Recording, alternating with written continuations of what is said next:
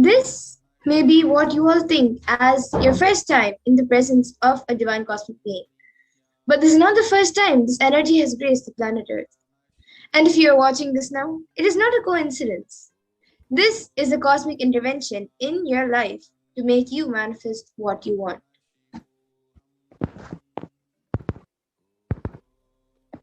Now, how is this possible? How has it worked before? Experience these answers to the powerful cognitions as referenced from the ancient texts of Hinduism revived by the Supreme Pontiff of Hinduism. Now we will be seeing who is Devi Parashakti, the divine cosmic mother.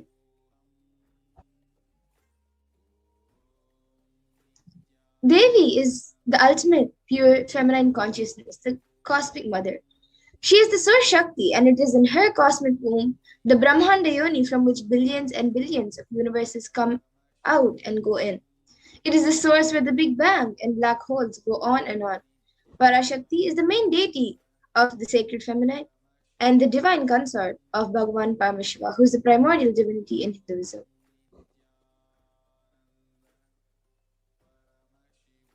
Now, the Supreme Pontiff of Hinduism eloquently describes that the first and foremost relationship is our relationship with the mother.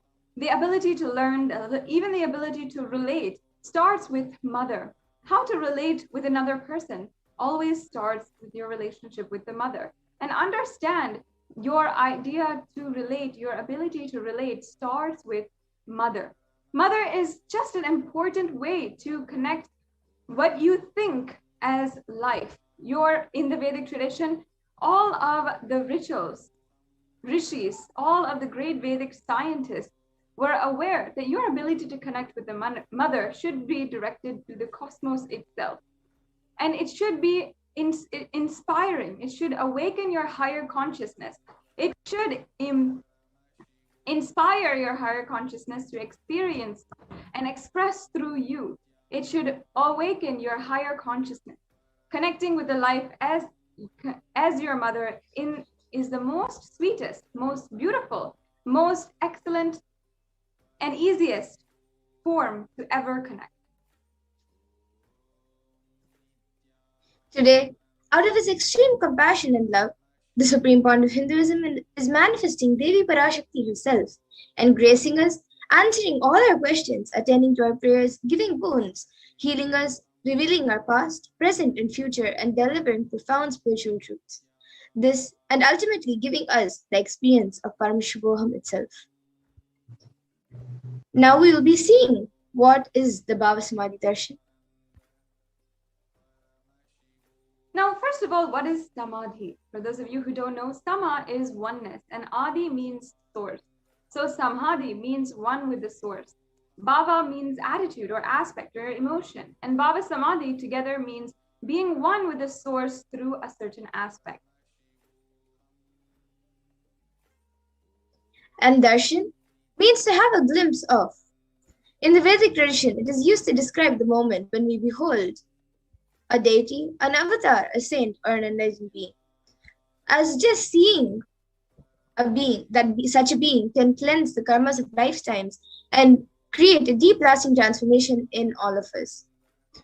Darshan is the powerful superconscious vibration that is present around an avatar at all times.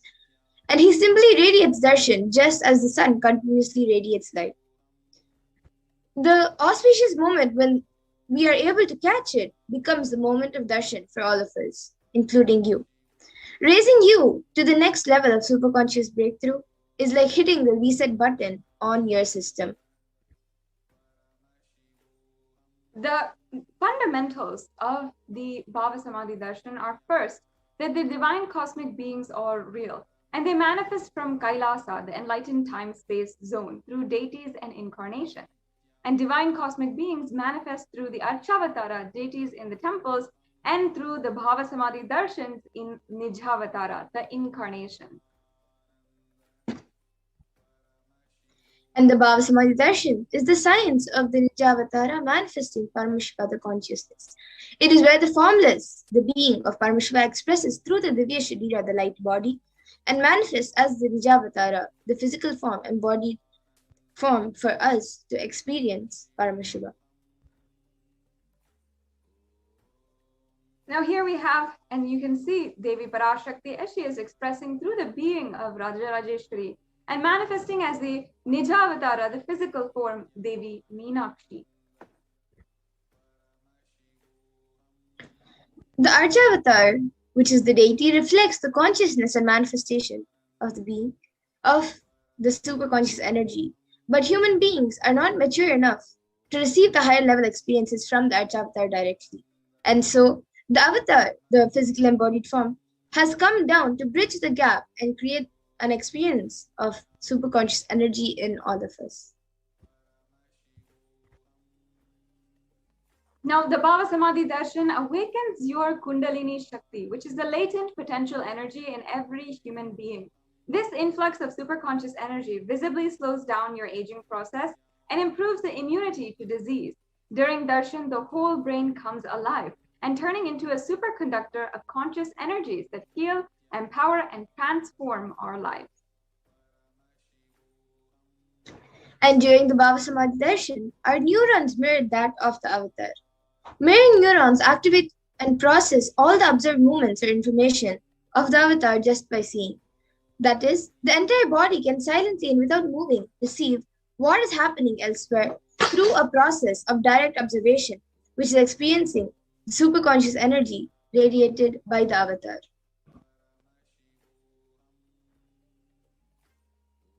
And now just a little bit about the Akashic readings. Many of you might have gone to have your predictions read or your horoscope read, but please understand that Akashic readings are not a prediction. It is a reading from the cosmic archive. Beyond the dimension of space, creation and destruction happen simultaneously. In the dimension of time, which is less than space, starts the past, present, and future. And because Akashic records are stored in Akasha, the space dimension, which is beyond time, there is no present, past, or future. That is why you call as happened, happening, and yet to happen are all clearly recorded. And now we will be seeing who the Supreme Point of Hinduism is. The one who is reviving these sciences and with his extreme compassion, giving us the Bhava Samadhi Darshan. Yes, the Supreme Pontiff of Hinduism, Jagadguru Mahasannidhanam, His Divine Holiness, Bhagavan Nithyananda Paramashivam, is the reviver of Kailasa, a macrocosmic, ancient, enlightened Hindu civilizational nation. And the Supreme Pontiff of Hinduism is the 1008th incarnation of Paramashiva as per Hinduism, and recognized by his predecessors who are esteemed enlightened beings and adepts. The Supreme Pontiff of Hinduism has made the science of power manifestation, yoga, and temple-based universities as a lifestyle for the whole of humanity. The Supreme Point of Hinduism is ordained as the 233rd Guru Mahasannidhanam of Kanchi Kailasa Sarvagnapeetham, the Tandai Mandala Adinam, the incumbent emperor of Suryamsha Suranga Samrajyam, the present 293rd Jagadguru Mahasannidhanam of Kailasa Unnata Shyamala Peetha Sarvagnapeetham, the present Mahamandaleshwar of Mahanirvani Akada, the largest apex monastic order. And the Supreme Pontiff of Hinduism is also the 1008th Acharya Mahamandaleshwar, the head for all the spiritual leaders of Atal Akada, ancient apex body of Hinduism. He is the present 23rd Guru Mahasannidhanam of the Dharma Bhakti Svargapuram Adinam, and elected as the Supreme Pontiff of Hinduism officially by a congregation of thousands of Hindu leaders or pontiffs in 2015. Supreme Point of Hinduism is also revered as a teacher of Hinduism, the most prolific, most viewed, read, and watched. He has authored 300 books and 10,000 articles in 3 languages, which are English, Tamil, and Sanskrit, which are translated into 50 languages with over 1,000 titles, over 20 million copies of books and articles sold, read, and downloaded, and over 10,000 hours of discourses. The Supreme Point of Hinduism has also enriched 1 billion plus lives digitally, and he is also respected as the commentator of all sacred scriptures such as the Upanishads, Bhagavad Gita, Shiva Sutras, Brahma Sutras, Yoga Sutras, Ashtavakra Gitas, Jain Sutras, and many more.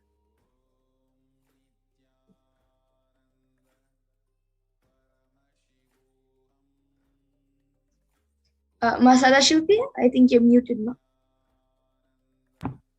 Thank you. Sorry for that. The Supreme Pontiff of Hinduism is honored as the leader of Hinduism, the most awarded, internationally recognized Hindu leader who has revived successfully the 108 ancient Hindu sampradayas, including the Rudrakanyas, Rudras, Rishis, Rishikas, Bhairavas, Bhairavis, and Sannyasis. He's the establisher of the largest Hindu university, Kailasa's Nithyananda Hindu University, in the world, with satellite campuses in 150 countries. The Supreme Pontiff of Hinduism is the establisher of 1,000 plus Kailasa enlightenment ecosystems and the founder and reviver of over 100 Sarvajnapitas. The Supreme Pontiff of Hinduism is a collector of the largest Hindu library with over 1 million books, 1 million palm-leaf scriptures, and over 20 million digital books. This brings us to a conclusion of the introduction to the Supreme Pontiff of Hinduism and today's program. For each and every one of you who is joining us for the first time, welcome to this very special, unique spiritual feast where you will be able to interact personally, close to close with the avatar, with the divine. In the next segment, we will be entering into the power demonstration, one of the most unique segments in today's program, led by Manitya Madhurananda and Nithyananda Gurukul Balasan. And we will be right back with you after a very short break for this segment.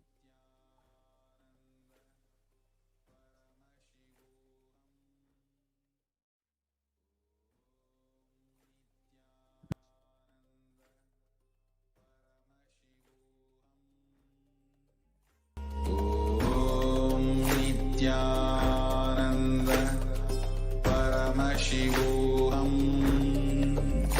Om Nithyananda Paramashivoham. Om Nithyananda Paramashivoham. Om Nithyananda Paramashivoham. Om Nithyananda Paramashivoham. Om Nithyananda Paramashivoham.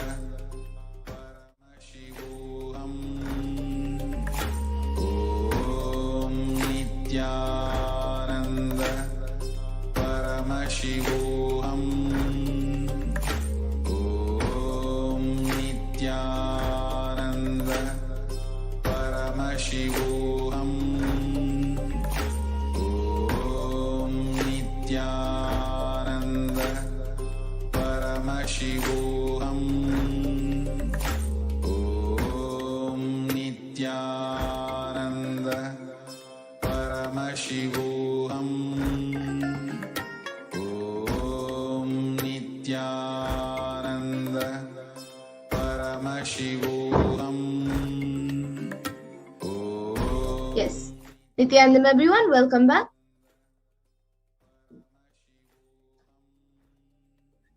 And now we will be moving on to the next segment, where we will be seeing the live demonstration of the extraordinary powers of Paramashiva.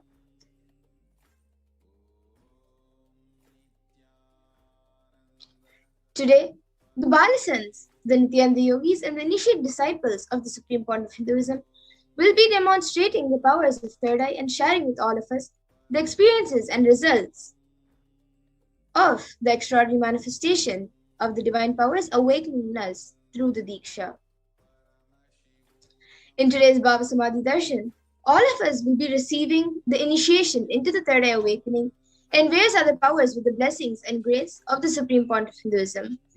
We will be manifesting the following powers of third eye, which is seeing with the eyes blindfolded, and third eye, for all of you who don't know where it is located and you might have a question about it, then the answer for all of you is that the third eye is a cosmic browsing center located between the brows, which upon initiation one can effortlessly express the powers of Paramashiva and see through the third eye just as you would with your two eyes. Now we will see what are Shaktis. In the Vedagamas, the source scriptures of Hinduism, Paramashiva reveals in elaborate detail that every human being is hardwired to be able to manifest 463 plus extraordinary Shaktis, the divine powers. Manifesting powers are described as a science, method, and system for human beings to explore the various possibilities and powers and have access to various states of consciousness. Shaktis manifest from the fundamental cognition that you are the divine and you need to manifest the divine, not that you are a man and you need to reach the divine. Now, for all of you who have the question about what is the difference between Shaktis and Siddhis, as you may have heard the term Siddhis before, the difference is that Shaktis express from the space of enlightenment as a side effect of feeling connection with the divine and high integrity with the Guru, and are a source of enlightenment, whereas Siddhis manifest from tapas or penance for enlightenment and are on the path of enlightenment. Shaktis of Paramashiva manifest through ordinary human beings in an extraordinary way after initiation from the avatar and are permanent, whereas Siddhis are not permanent and may divert you from your enlightenment. And the source of all these Shaktis, Paramashiva, who is the primordial divinity in Hinduism, the ultimate reality and cause, which is self-effulgent, Swayam Prakasha, all-pervading, unchanging beyond time, space, form, and causality, as the fundamental base of Avyakta, the unmanifest, and Vyakta, the manifest existence. He performs the Panchakritya, or the 5 cosmic acts of Shrishti, creation, Sthiti, sovereign rulership and maintenance, Samhara, rejuvenation, through Bhava, pulling out a delusion, and Anugraha, liberating grace for all living entities.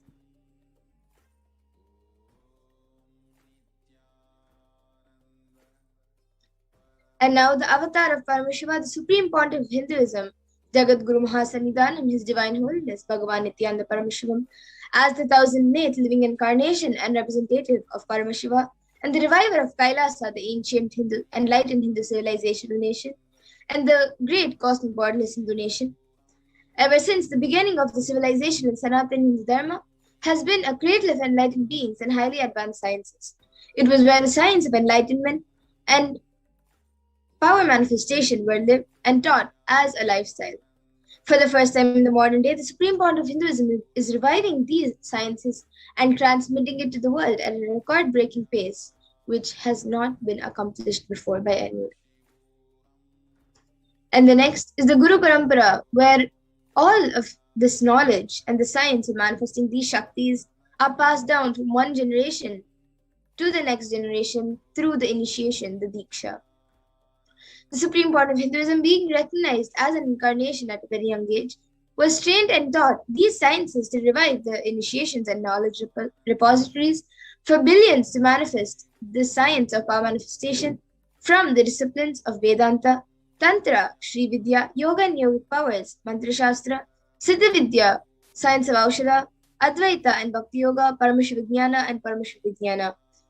Now all of you can see the pictures of all the great enlightened beings and gurus who have trained and taught the supreme point of Hinduism since a young age. Mata Vibhudananda Puri and many more. Swami Yogananda Puri, Tirunal Swami.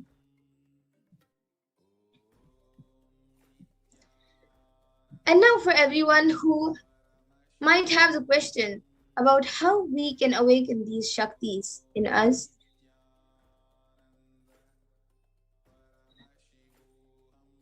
Is every ultimate truth, Jnana, is mapped into your consciousness, Prajna, and manifests as a possibility and power of every being, Prajnana.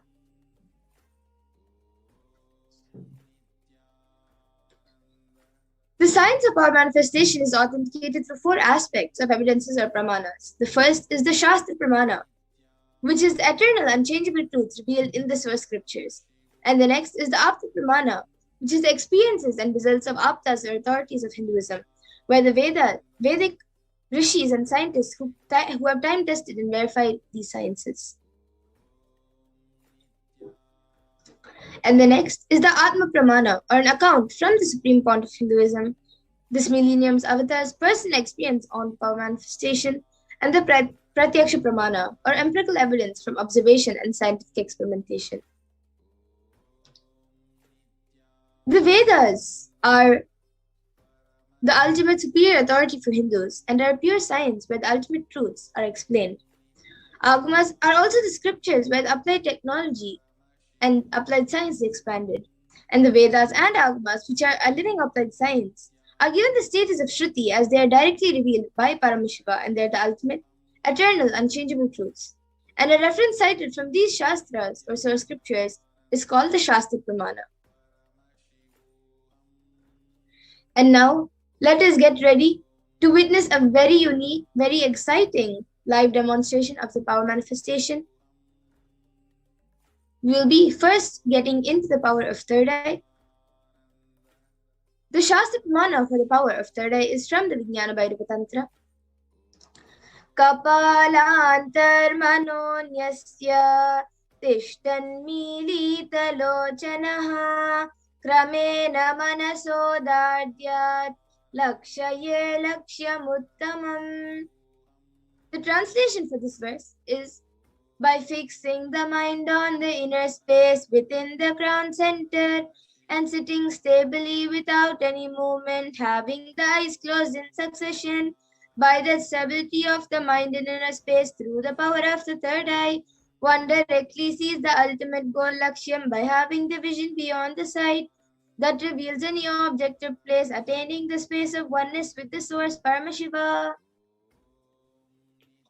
And the next is the Apta Pramana, where Krishna initiates Arjuna into the power of third eye. Natumam shakyase drashto manenaiva svachakshusha divyam dadami te chakshuhu pashyam me yogamaishwaram. Bhagavan Krishna says to Arjuna, but you cannot see my cosmic form with these physical eyes of yours. Therefore, I grant you divine third eye vision. Behold my cosmic opulence. In the Hindu Purana Bhagavad Gita, Bhagavan Krishna initiates Arjuna into the power of third eye to behold Krishna's Vishwarupa Darshan, the vision of his cosmic form. In the 11th chapter of Bhagavad Gita, which contains the description of Bhagavan Krishna's cosmic form, is completely narrated and described by Arjuna as he sees Bhagavan Krishna through his third eye. The next is the Atma Pramana.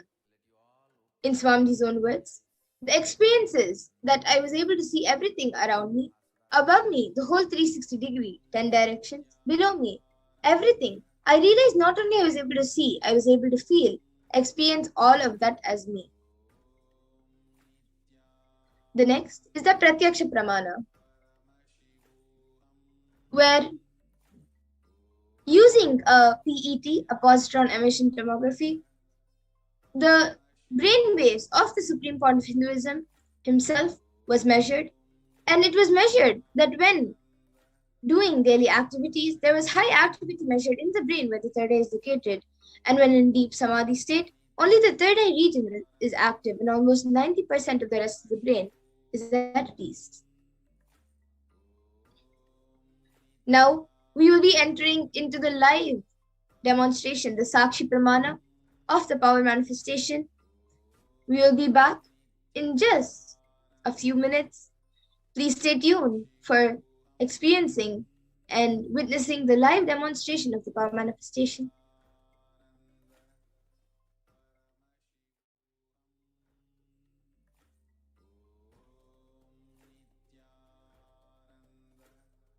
Paramashivoham. Om Nithyananda Paramashivoham. Om Nithyananda Paramashivoham. Om Nithyananda Paramashivoham. Om Nithyananda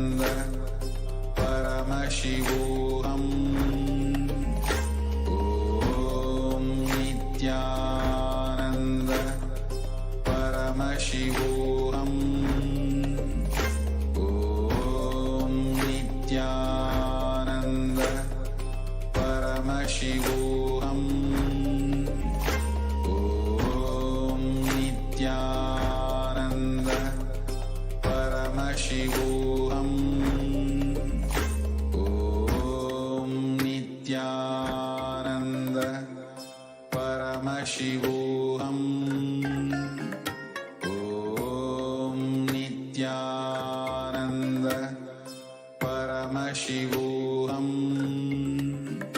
Om Nithyananda Paramashivoham.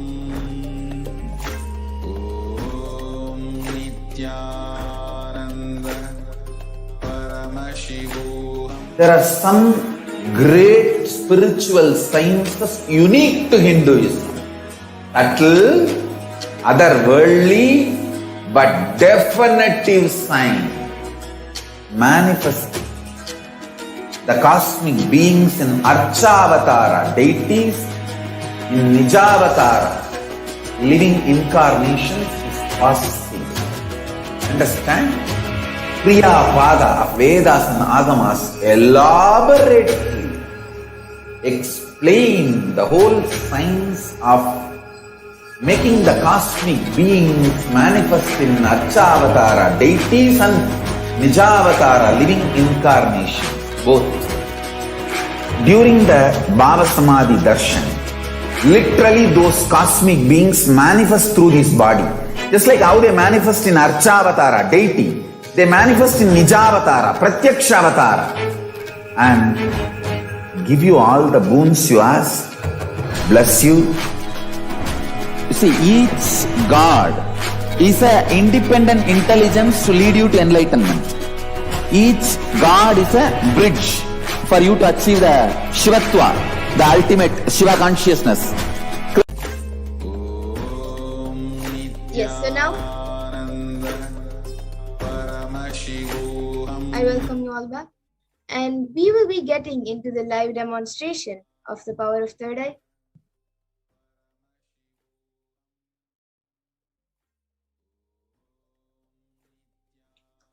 So today I have with me Manitya Amritananda and myself, Manitya Madhurananda. And today, for the power of third eye, I will be using this eye band. So it is certified by ophthalmologists, and this in front it's just a thick opaque plastic sheet, and then behind thick sponge, which does not allow any light to enter. You also can see that there is no gaps anywhere. And my eyes will be going into these two holes over here. Now Amrita will be putting it on my eyes. And once that is done, I request any of the viewers who are watching us now, you can put your comments in the YouTube comment section and I will be reading the comments.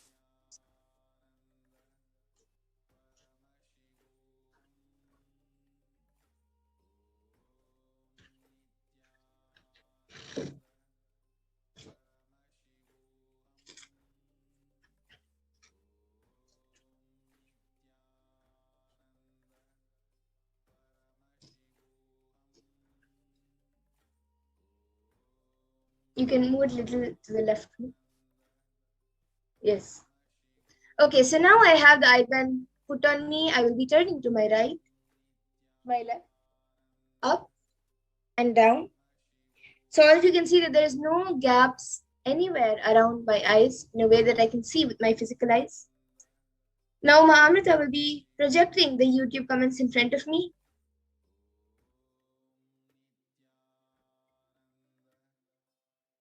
I guess right now it's open only for the members to put the comments.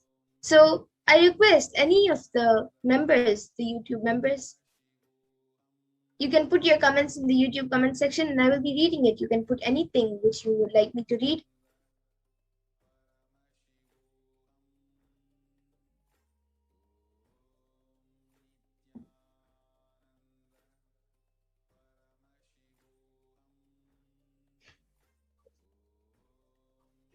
And till we get some comments, I have this guaranteed solution book with me.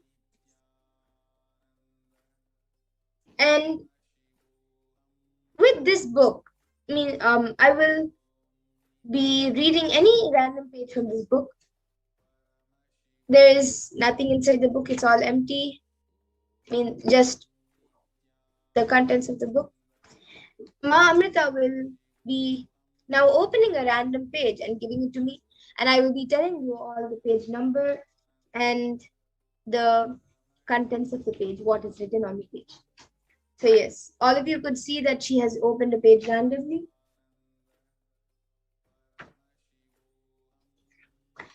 Now I will be reading the left side of the page, the left page. So it is page number 184, and it says, when you are reborn in this fashion, you will be free from the grips of all worries, illnesses, and other emotions. Even if any of these happen to you, you will be able to handle them with ease that you never knew before. You will be able to become an observer of everything that is happening to you and around you. So that is the first para which is on this page over here.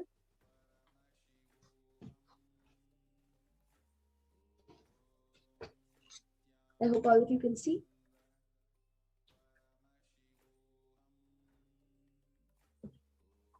And yes, maybe you can project the comments.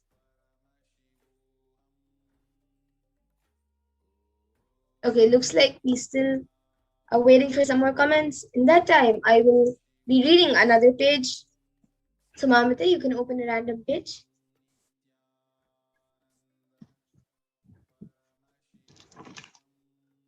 Okay, so now she has opened a page, all of you can see.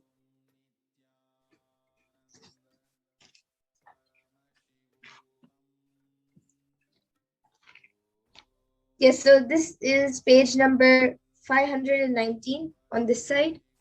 And there's a story on the page. So I'll just be reading a story. There's one paragraph and then a story. I'll be reading the story.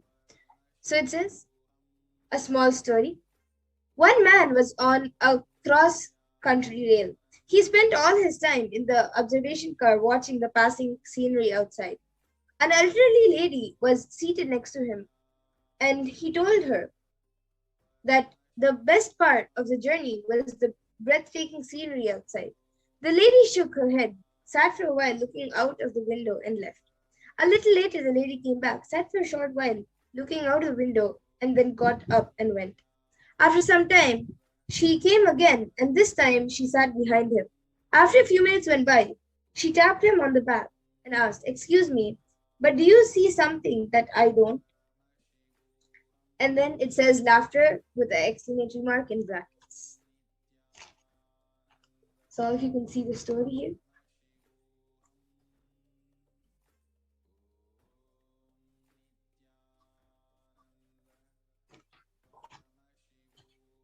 Yes, and with this, now I will be removing the IBAN. So Mamita will be removing the IBAN from me.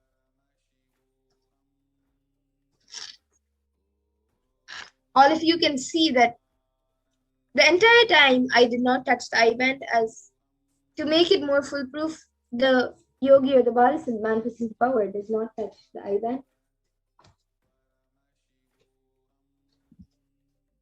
So all you can see that it's just as it is when we showed you before the demonstration. And now with this, we will be moving on to the next power of body scanning. We will be back in just a few minutes.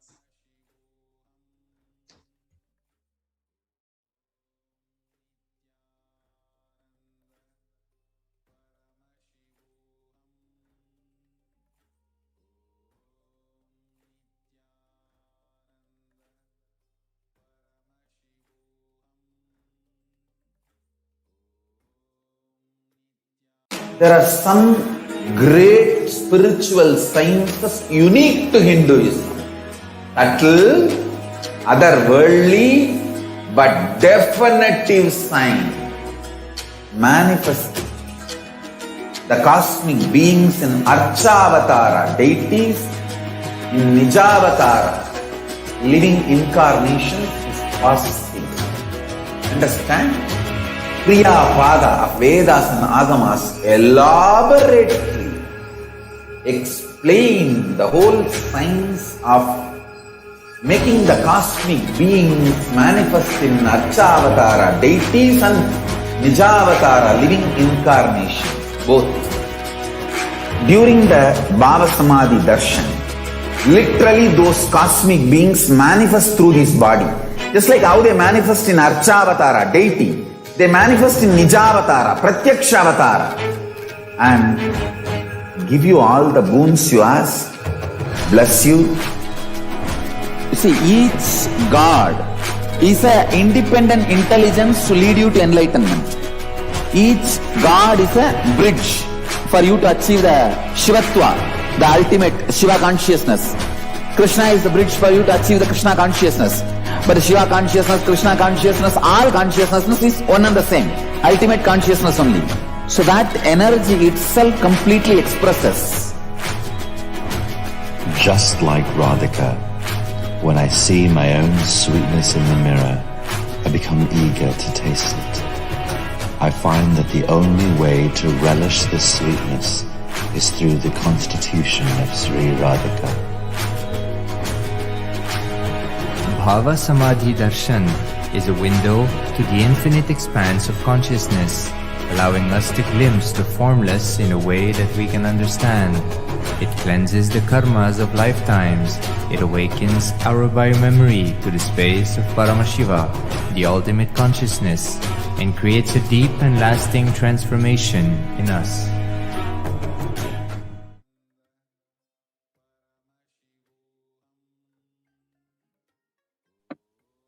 Yes, so now we'll be entering into the power of body scanning.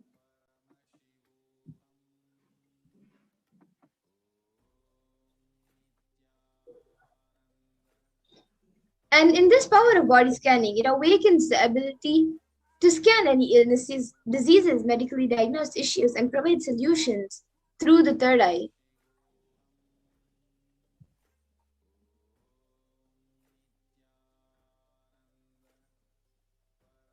So the Shastra Pramana, scriptural reference to manifest the power of body scanning. Swadehe jagato vapi sukshma sukshmatarani cha tattvani yani nilayam dhyatvante vyachyate para. Bhagavan Paramashiva says, cognize deeply that from the subtle to the subtlest constitutive principles of your whole body, Swadeha, or of the whole universe, simultaneously consist of the essential reality. They are being absorbed in their source cause, Paramashiva.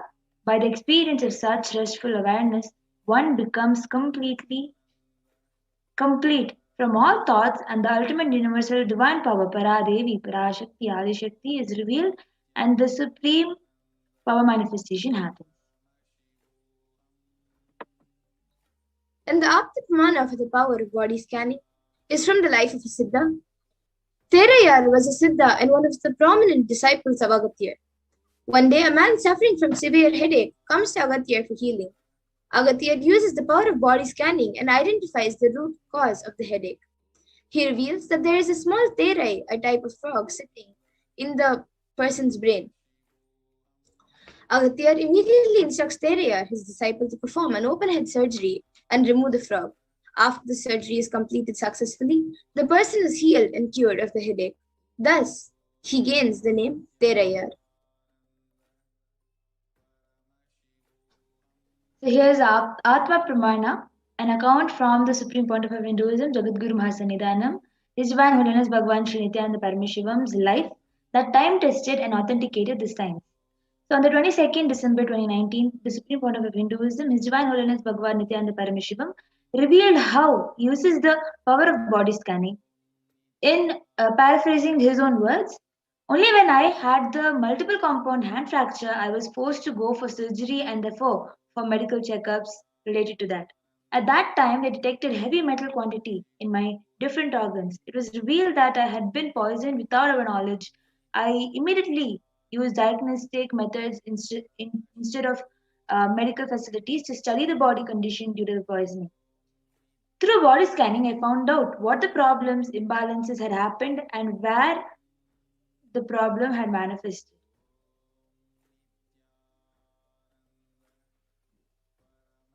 So,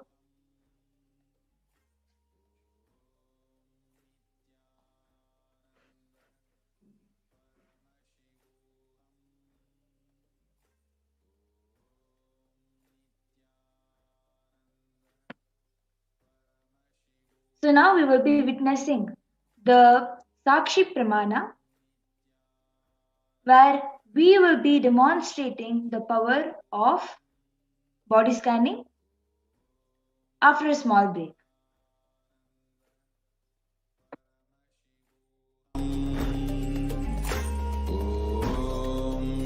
Nithyananda Paramashivoham. Om Nithyananda Paramashivoham. Yes.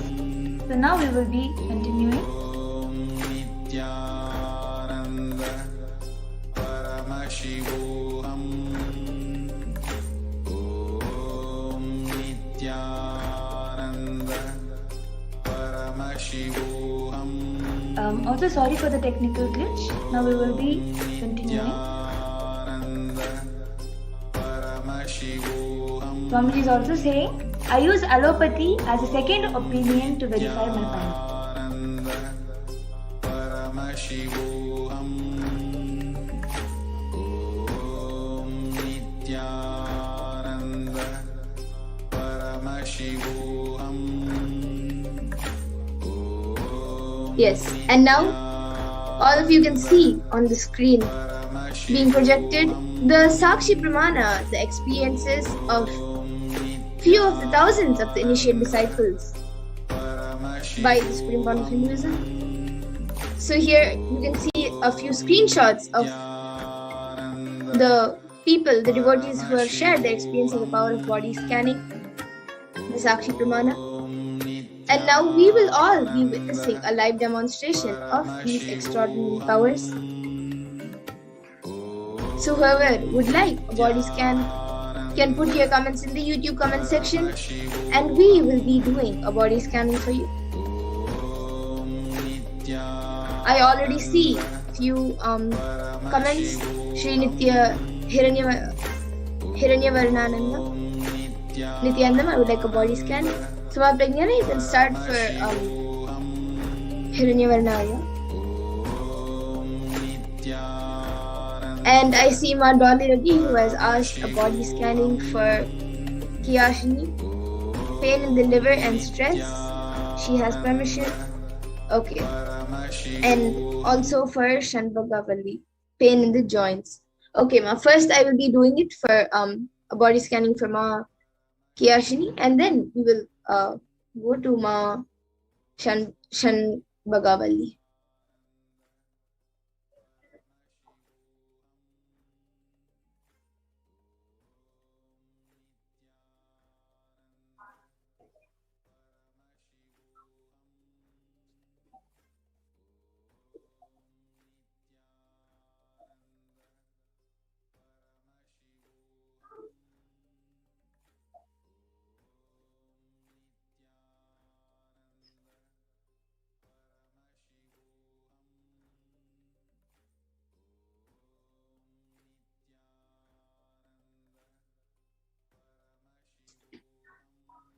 Yes, Ma Pragna, you can go ahead.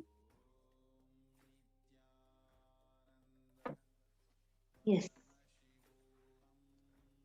So, I was able to see that you're facing frequent throat pain and cold. So, I was able to see that it is because of your own doubt on your body.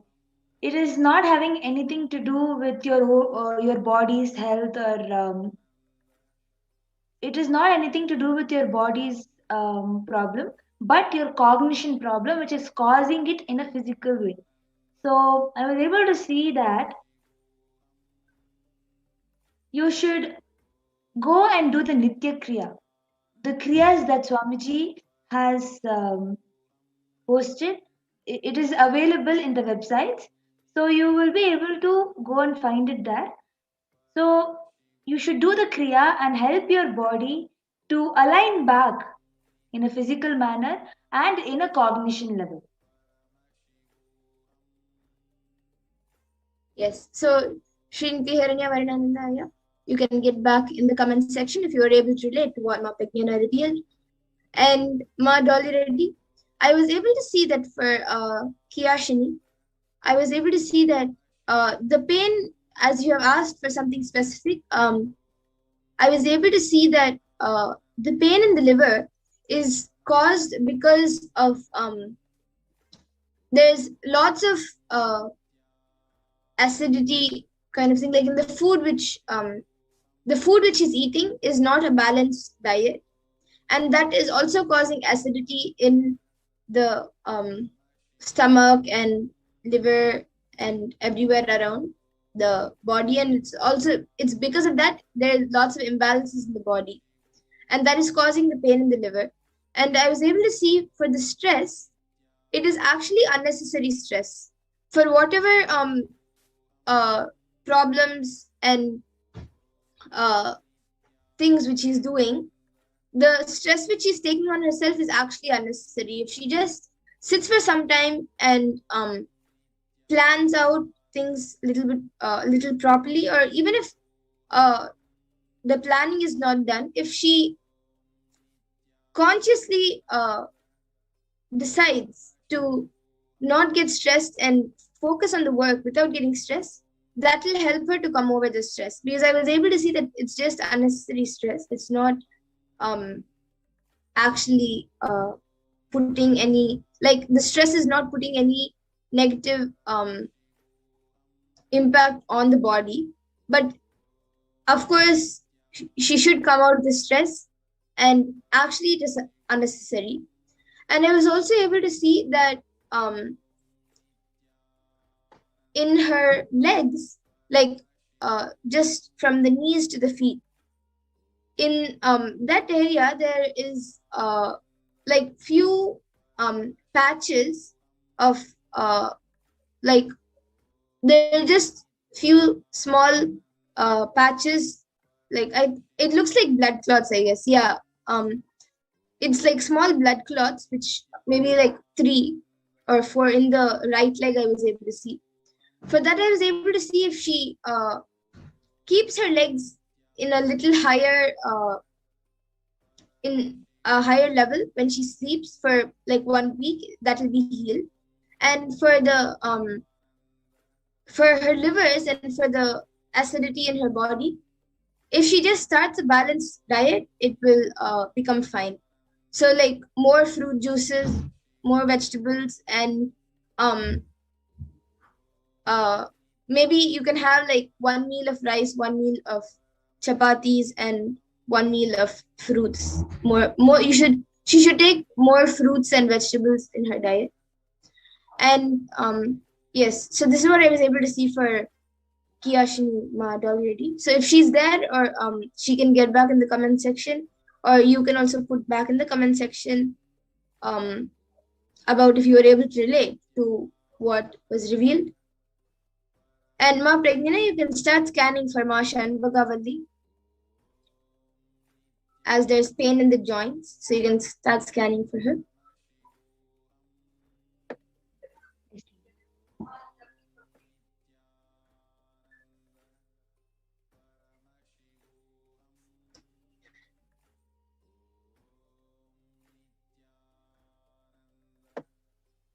I was able to see that the cause for the joint pain, especially the knee and the ankle pain, I am able to see that it is an issue with your digestive system. I was able to see that you need to consume more haritaki and do little bit of yoga. The best solution is Nithyananda Yoga. So I was able to see this will help you with your joint pain.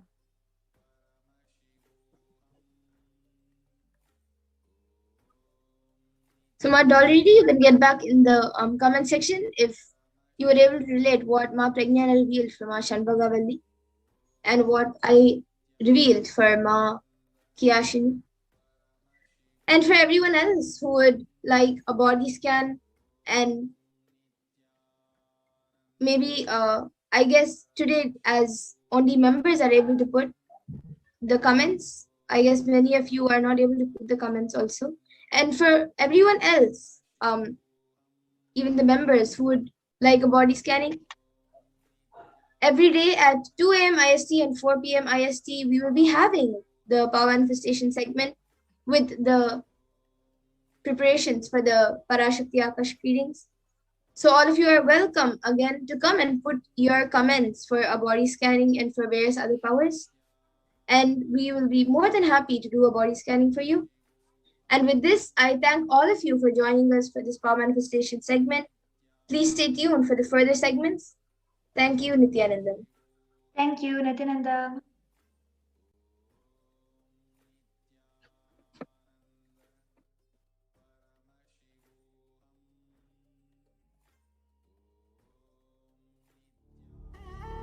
What I mean by the word Kailasa, listen intensely.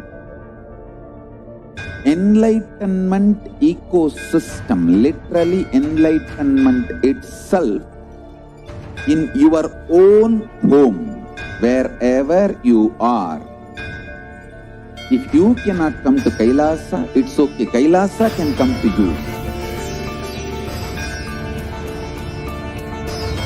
Kailasa coming to you is Kailasa.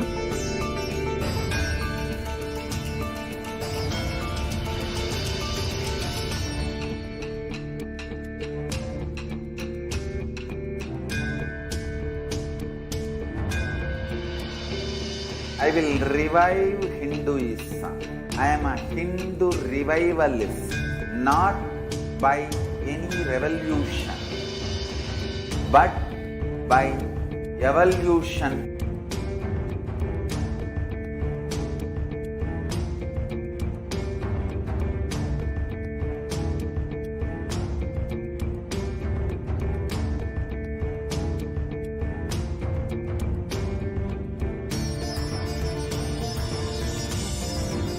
And setting model communities.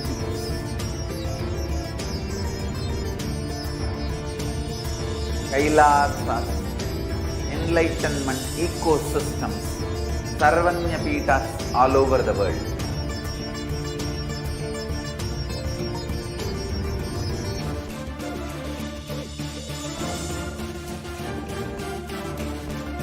All powerful cognition, knowledge, only when you live power manifestation and possibilities manifestation happens.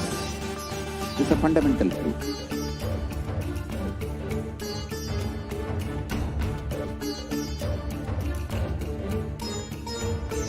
Hinduism cannot live exclusively as one sampradaya. No. All sampradayas of Hinduism is an ecosystem.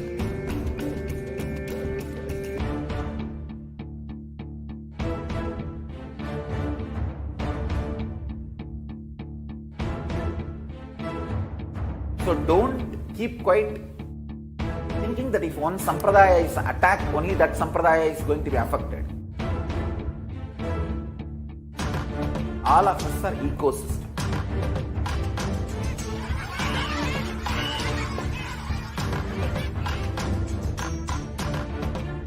I invite all of you to get involved and enjoy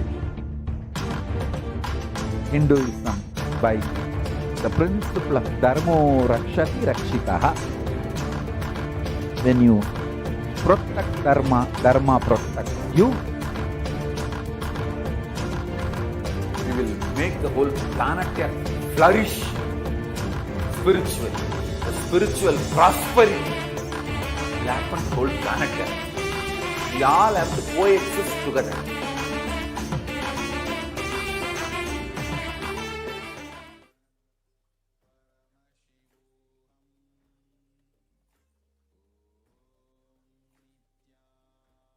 Nithyanandam, welcome back to all of the viewers who are joining us for today's program.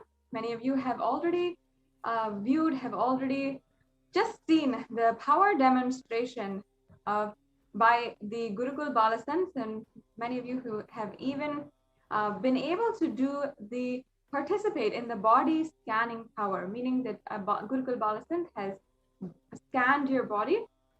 Actually, you should be aware, you should know that in this divine powers of the third eye, when they scan your body, not only they are scanning for certain for any kind of ailment, suffering, for anything like that, but also they are actively sending the positive healing energy, the pure energy of Paramashiva to you, and directing that to whatever you are suffering in your life at the moment. So it might be anything, but you can be sure that it will heal, and the healing process has started, especially once they have interacted with you, they scanned your body. And because once it falls, once your energy and the being falls under the third eye, it is immensely powerful, and you manifest the state and manifest the exact connection, the Shaktini Pada and entanglement that with the Gurukul Balasants, and experience oneness with Paramashiva. So now we will begin the next segment in today's program, the introduction to Devi Parashakti, as well as the introduction to the Akashic readings.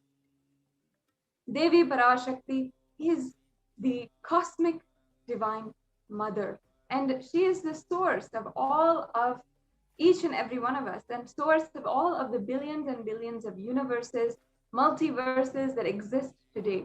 She is the source Shakti, the source energy, and the source power of the whole existence. And not only that, she is manifesting today for each and every one of us to answer our prayers, to answer our deep seeking, our yearning for attaining oneness with Parashakti and Paramashiva. And she's answering each and every one of our questions, whatever it may be. So today we will enter into the segment on how Devi Parashakti manifests. What are the divine qualities which she embodies, and how to receive Devi Parashakti traditionally, and also then how we can understand the Akashic reading, how to make that breakthrough happen in your life. Yes, so to begin, let us begin with the Dhyana Shloka of Devi Parashakti.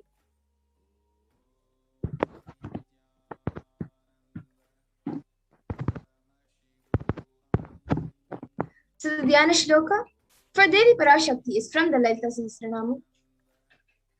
Sindhuraruna Vigraham Trinayana Manikya Maudi Spurate Taranayaka Shekharam Smitamukhi Mapina Vakshoruham Panibhyam Alipurna Ratna Chashakam Raktotpalam Pipratim Saumyam Ratna Katastha Rakta Charanam Dhyayet Paramambika.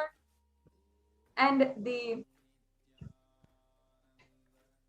translation: the Divine Mother is to be meditated upon as shining in vermilion red body with triple eyes, sporting a crown of rubies studded with the crescent moon, a face all smiles, a splendid bust, one hand holding a jewel cup brimming with mead, and the other twirling a red lotus. Arunam Karunam Tarangatakshim Dritapashankusha Pushpabana Chapam Animadiviravrita Mayukaihi Rahamityeva Vibhavaye Bhavanim. And the English translation: I meditate on the great Empress. She is red in color, and her eyes are full of compassion, and holds the noose, the goad, the bow, and flowery arrow in her hands. She is surrounded on all sides by power such as anima for rays, and she is the self within me. Now, Devi is the ultimate feminine consciousness. Parashakti, the cosmic mother. It is her cosmic womb from which billions and billions of universes comes out and go in. She is the source of all the big bangs and black holes. And Parashakti is the source, Shakti, source energy, source power, from which all of us came, in which all of us are even in right now, and in which all of us are going to merge. And out of her extreme love and compassion, Parashakti herself is manifesting through the embodied form as the Nijavatara of the Supreme Founder of Hinduism, Jagat Guru Mahasannidhanam, His Divine Holiness Bhagavan Nithyananda Paramashivam, gracing us, answering all our questions, attending to our prayers, giving boons, healing us, revealing our past, present, and future, delivering profound spiritual truths, and ultimately giving us the experience of Paramashivoham itself.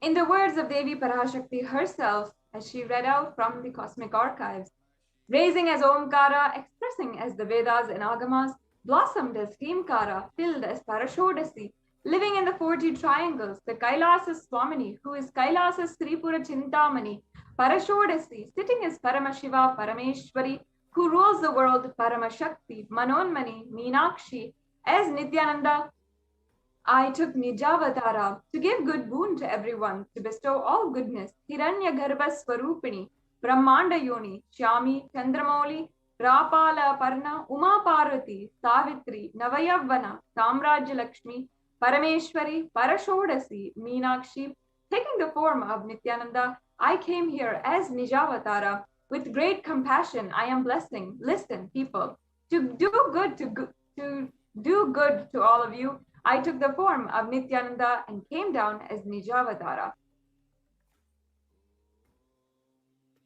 Again, in the words of Devi Parashakti herself, raising in Omkara, blossoming as Shiva, Shiva, manifesting as source of existence, powers of existence, expression of existence, from the oneness of Om, blossoming into two as Prakriti and Purusha, blossoming as three Shaktis, Icha, Kriya, and Jnana, growing as four Vedas, expanding as five Panchabhutas beyond 6 chakras, filled as Gotras of 7 Rishis, expanding as 8 directions, existing as 9 Grahas, blossoming as 10 Indriyas, and being as 11 Rudras, creating all the worlds, bringing life, to tell and make truth blossom, and to do good.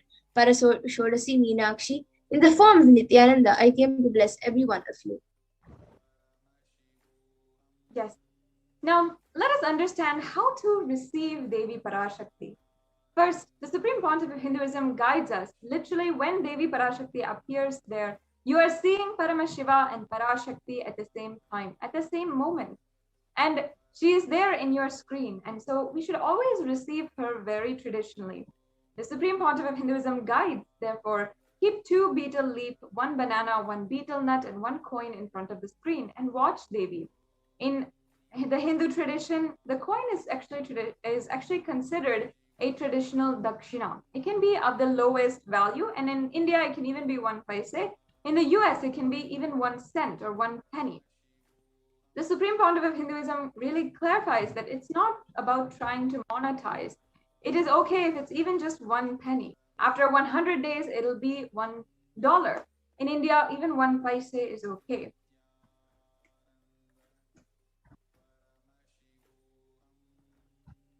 And that offering which you make to Devi, after the darshan is over, you can do namaskar and eat the banana, the betel leaf, and the betel nut. And you can take it as prasadam immediately. And the coins which you collect, you can send it to the LA temple. And you all might be thinking, what is the importance of the betel leaf and betel nut, and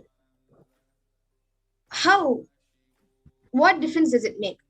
So this betel leaf and betel nut may look too small, but in a few days, you will see how much it adds to your sentiment, and that really she is there. You will not take the Devi Darshan for granted. Rituals will break your monotonous, unconscious mentality and lifestyle and remind you and raise you to the powerful cognition. It will break your unconscious behavior. Yes, so now in the next slide, we have a couple of examples about what are all of these offerings, what the betel leaf looks like. If you have never seen them before, you can get it at an Indian store near you, or you can try to Google it and order it. And the betel nut as well as banana. And also you can offer any coin as you prefer, as you wish. And here in the center, there is a sample plate of the Tambulam, which is just a sample which you can arrange and offer to Devi Parashakti upon the darshan. Later on today, we'll have a little bit of time to get prepared for the darshan of Devi Parashakti. And you can prepare it just like this. So now let us enter into the next segment, where we are understanding the Akashic readings and how they work, how they create breakthrough in your life.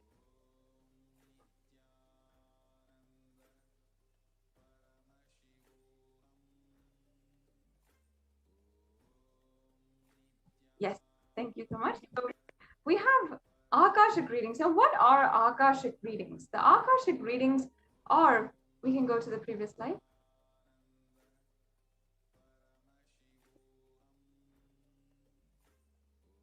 Yes, Akashic readings are created in space. Whatever is happening, whatever has happened in time is there as a file, and nothing can be destroyed. Please understand, none of your actions, thoughts, plans, emotions, words, nothing, absolutely nothing can be destroyed. The Akashic records are the cosmic archives of everything that has happened, happening, and will happen.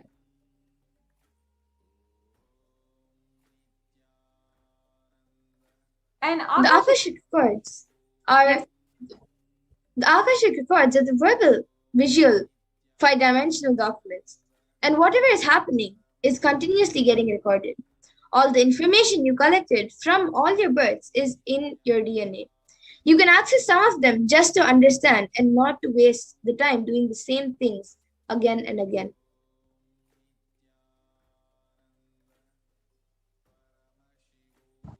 Yes, and many of you might have gone to have your horoscope read or your future readings and all of that, but please understand that the Akashic reading is incomparable to anything that you have done before. It is not a prediction. It is a reading from the cosmic archive. And there is no such thing as past, present, and future. Beyond space, creation and destruction happen simultaneously. And in the dimension of time actually starts the past, present, and future. But in the Akashic records, there is no past, present, and future. And that is why what you call as happened, happening, and yet to happen are already clearly recorded.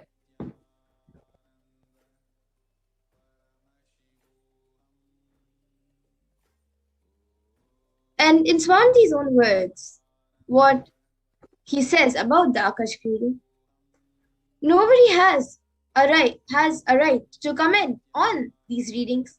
Nobody has a right to manipulate these readings. Nobody has a right to interpret, comment these readings. They're complete unto themselves. For anybody to live in tune with the cosmos, the Jivan Mukti, living enlightenment, does not need any special practice other than listening to these great readings again and again. When you listen to these great readings, naturally your negative logic is penetrated and broken. And these great truths settle in your inner space and they make you live enlightenment. As the avatar of Paramashiva, the supreme concept of Hinduism has graced humanity with the blessings and darshan in the form of Devi Parashakti, revealing answers to our question, the yearning of seekers as solutions, breakthroughs, and liberating humanity from pain and suffering. Any answer that is given by Devi Parashakti is not just an answer, but a karmic breakthrough for the receiver.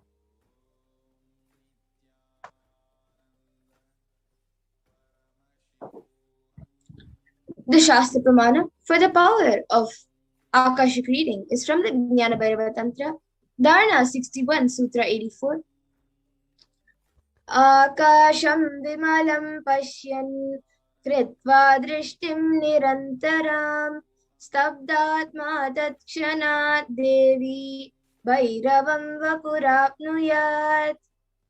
And the English translation, Bhagavan Paramashiva says, looking at the spotless infinite etheric space, Akasha, beyond the sky and clouds, one should fix one gaze from the third eye without blinking continuously and make the body and inner space steady and motionless.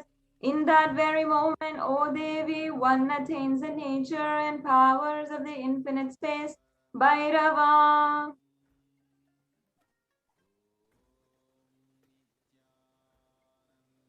And in the Hindu Purana, the Mahabharata narrates the story of the great sage Maitreya, which is the Apta Pramana of the power of Akashic reading. The great sage Maitreya, who reveals the secrets to Vidura, the story of his birth in the human form, and he gives the reasons of all of sage Vidura's suffering. Sage Maitreya accessed the Akashic records and told Vidura that he was not an ordinary man, but the incarnation of Yamaraj, the Lord of Death. And he was to play the part of a so-called Shudra for 100 years, being cursed by Mandukamani.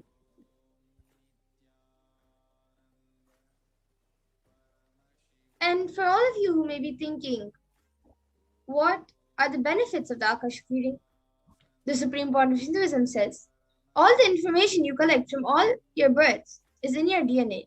You can access some of them just to understand and not to waste the time doing the same actions again and again.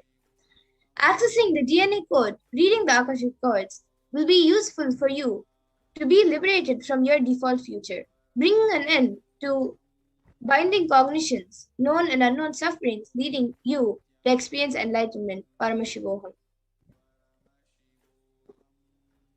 Yes, and only an avatar can read the Akashic, can alter or update the Akashic records. Like now, the initiated Balasans can view the Akashic records. However, only an avatar can alter, edit, upgrade, and change the Akashic records. During the Darshan and Dikshas by the SPH, he blesses and upgrades the Akashic records as per the prayer of the devotee.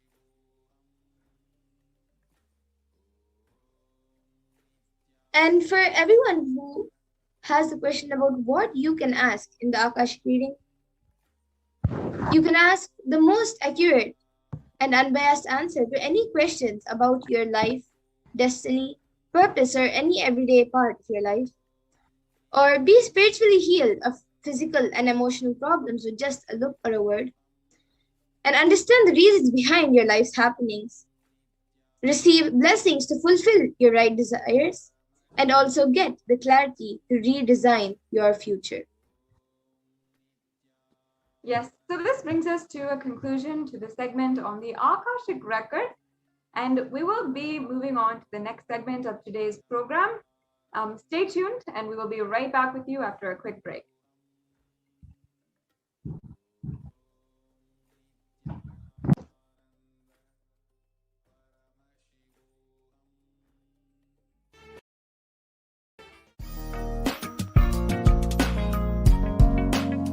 We get you health. We get you ability to build beautiful relationships in your life. We get you direct spiritual support, and we make sure you become wealthy.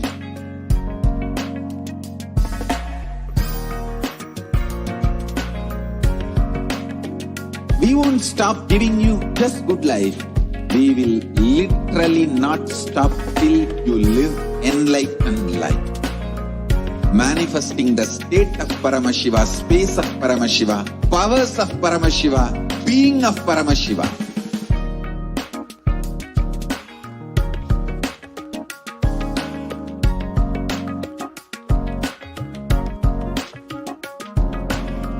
Whole world should become Kailasian.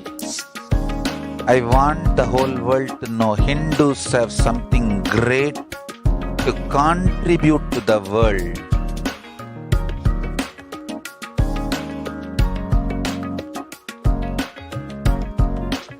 We have something great to contribute to the world. Let us do that.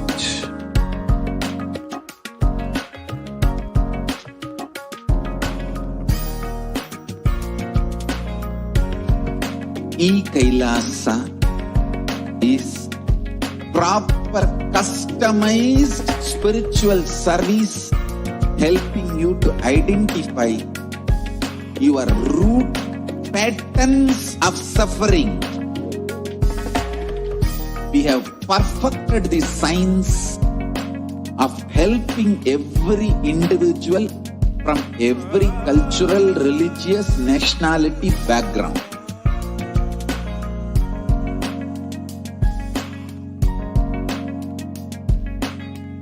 will have lowest reactionary assumptions, highest awakened response, alive response for life continuously.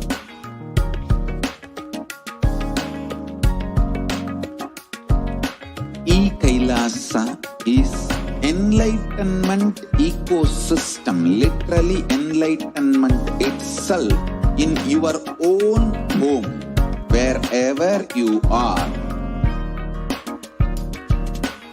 Proper customized spiritual service helping you to complete with your life negativity, withdrawal from life, self-hatred, self-denial, self-doubt, so much of tiredness, laziness. We can support you, aligning your diet, your attitude, your aptitude, your understanding about life. We can help you with everything.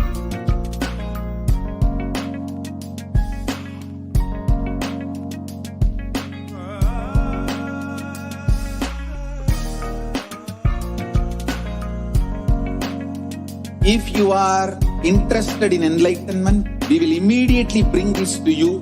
If you are not interested, we will explain the whole science, inspire you and make you interested in enlightenment time. We need to cater this enlightenment science to the whole world wherever they are, because enlightenment is the birthright of all human beings. Kailasa is responsible to provide that to all human beings.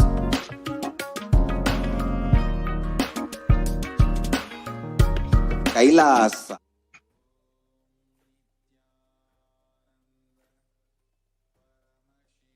Nithyanandam, welcome back to all of the viewers.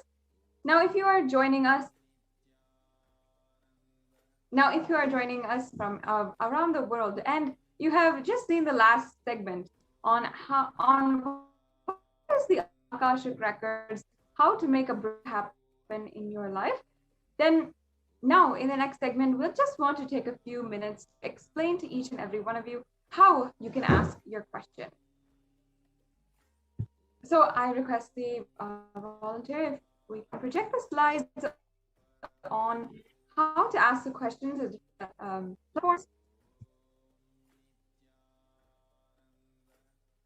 There's a different set of slides for the different social media platforms and how to ask the questions. Yes, we can just pull those up. And for those of you who are tuning in for the first time, and perhaps you are just today understanding about Devi Parashakti Akashic readings.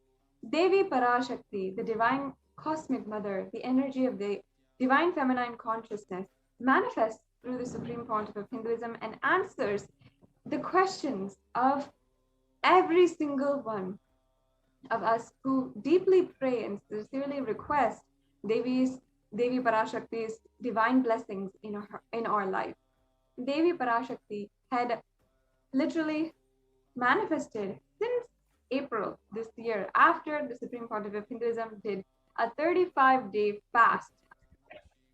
And after that, the Supreme Pontiff of Hinduism began manifesting Devi Parashakti, and all over social media, people began pouring their requests, their prayers to Devi Parashakti.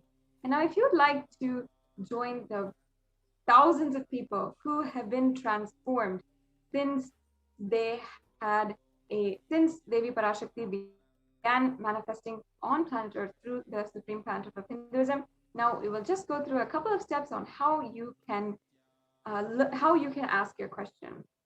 Now, first of all, on YouTube, which many of you might be watching this from, you can first of all make sure that you are a member of the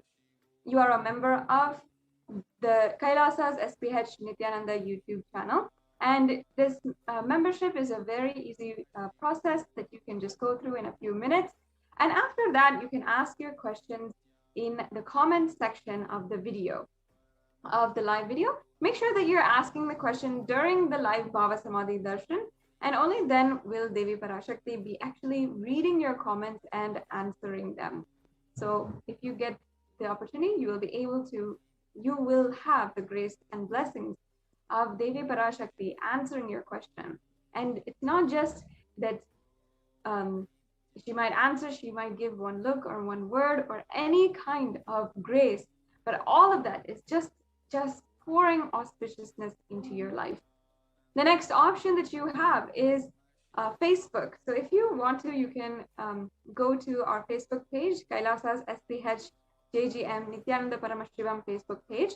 And this is the official page of the Supreme Pontiff of Hinduism. So make sure that you are liking and following this page, and you'll be able to have access to all of the different events, the live Bhava Samadhi Darshans, and even the temple rituals and the continuous 24/7 celebrations that are ongoing every single day of the year. And after that, once we have the Devi Bhava Samadhi Darshan, you can ask your question in the comment section of the live event, of the live video of Bhava Samadhi Darshan. Now, the next option we have is on Twitter. Now, if you want to ask your question through Twitter, it's a very easy process. You just have to reply to the tweet of the live Nithyananda TV or the live Bhava Samadhi Darshan feed. So just reply and use the hashtag #AskTheAvatar in order to popularize and ensure that we are associating the questions and everything with the hashtag #AskTheAvatar. And the next platform that we have here is also Instagram. Make sure that you are following the Supreme Pontiff of Hinduism, the official handle of the Supreme Pontiff of Hinduism on Instagram. And you can ask your questions in the comment section of the post for Devi Parashakti Akashic reading. So there'll be a post made during the live darshan of Devi Parashakti Akashic reading in Instagram. You just have to go to the comments and ask your questions there. You can also use the hashtag #AskTheAvatar in Instagram as well.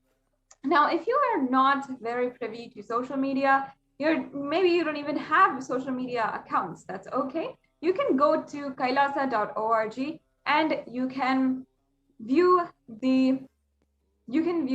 WhatsApp direct message to through WhatsApp to have Devi Parashakti read or answer your question and bless you during the live Bhava Samadhi Darshan. You can request your prayers, you can ask the questions you have, that you can ask for any boon that you want through the WhatsApp chat. And it is another way that Devi might see your question and be able to answer you during the Bhava Samadhi Darshan. Now, perhaps you don't have WhatsApp as well. In the website also, there is an option for the live chat, and you can chat just through the website and ask the questions that you might have and request the prayers to Devi Parashakti.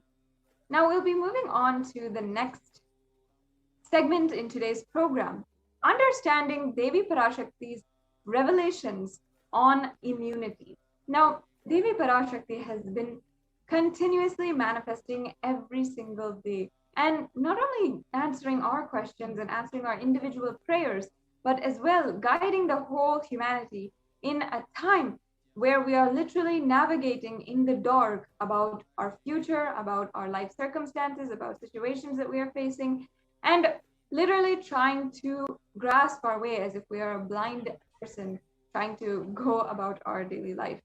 So now let us enter into the next segment in today's program about understanding about how Devi Parashakti has revealed on the human immunity during the coronavirus pandemic.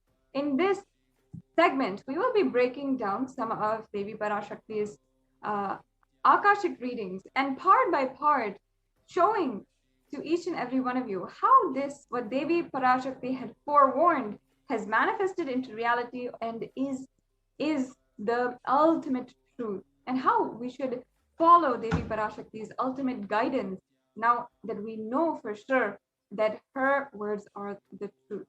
So yes, let us start with the presentation that we have on the Akashic reading given and revealed to the world by Devi Parashakti.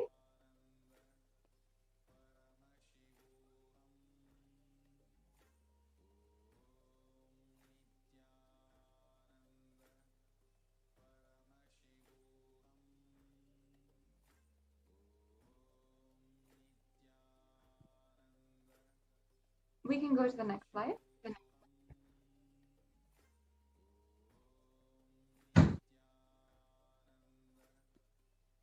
Yes.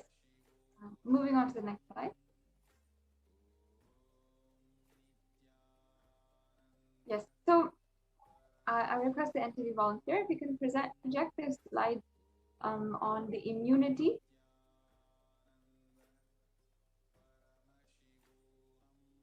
Yes. As we are getting that sorted out, I invite all the viewers also to share this satsang and share this link in all of the social media platforms with all of your friends and your family whom you interact with on social media, and take this opportunity to share with as many people as possible about the Devi Parashakti Akashic reading. Yes, this is the presentation. Let's get started.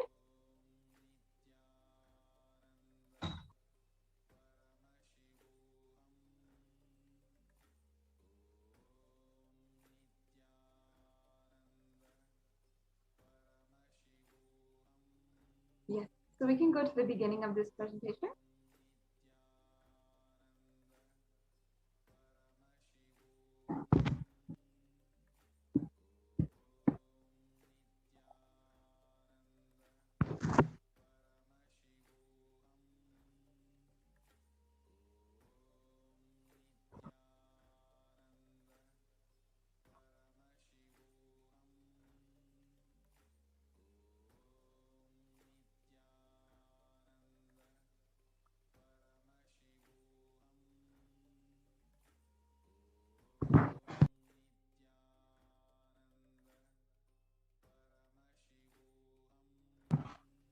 Yes, let's get started. Now, Devi Parashakti has revealed Akashic readings on where we are in the world today, about how the world is ongoing in the world today, helping each and every one of us go from where we are currently, from the ground to the universe, to the ultimate, to achieve the ultimate experience. The next slide, please.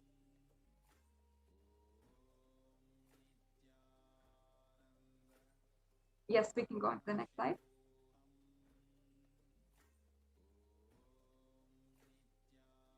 Next slide, please.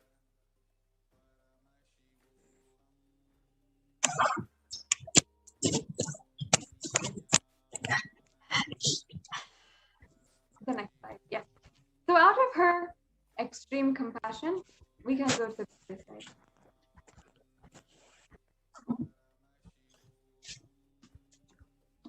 We can go to the previous slide.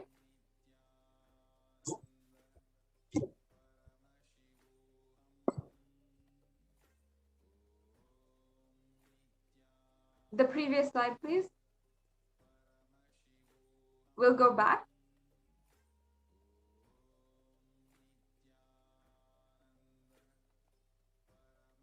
Yes, we'll start.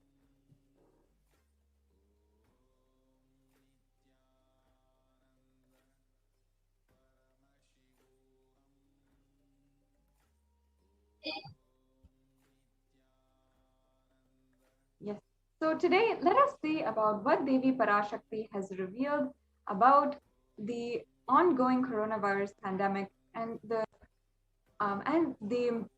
immunity of human beings after being infected by coronavirus. Let's see a few of the statistics. We have over 100 million, 86,000 million, 164,000 and 398 confirmed cases and 4 million deaths all over the world. And we have about 170 million recoveries. And overall, if we see the breakdown of the top 5 worst affected countries, we see the USA at 33 million, India catching up at 30.7 million, and we have Brazil, France, Russia as some of the worst hit countries for the coronavirus. And these are just some of the statistics that were taken out that is known to the world and that we're able to report. However, there's so much ongoing. There's so much that is just not being able to report just due to lack of visibility of certain things and certain reports that are ongoing. The next slide, please. Yes. So now let us watch this brief clipping of what Devi Parashakti revealed. That's the first priority. Still, you are all not realizing the power of my words when I say Corona is very much out there with the support of decision makers, rulers, people who are supposed to protect all of you. Due to their irresponsibility, it is there and getting more and more strengthened. It is becoming more and more stronger in multiple forms. And all the other diseases which are waiting to attack human bodies, because Corona has made the immunity strength weak in human bodies. Human bodies have lost the strength of immunity power. All the multi-layer after effects and side effects of this pralaya in political situations, economical situations, social situations, mental situations, in every level.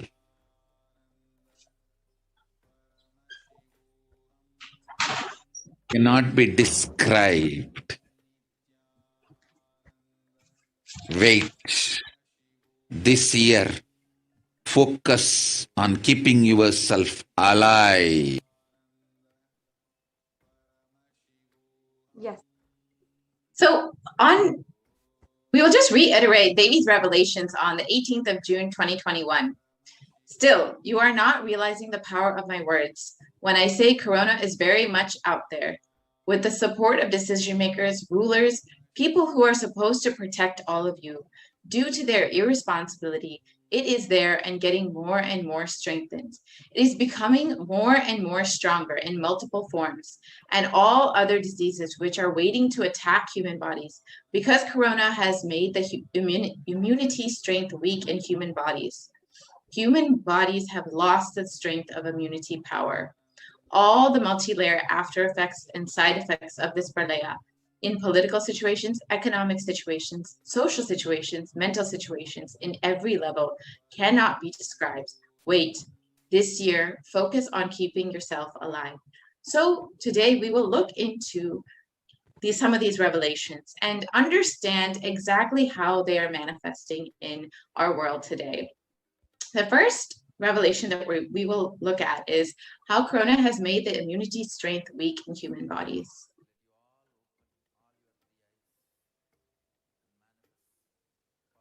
Yes, we can go on to the next slide.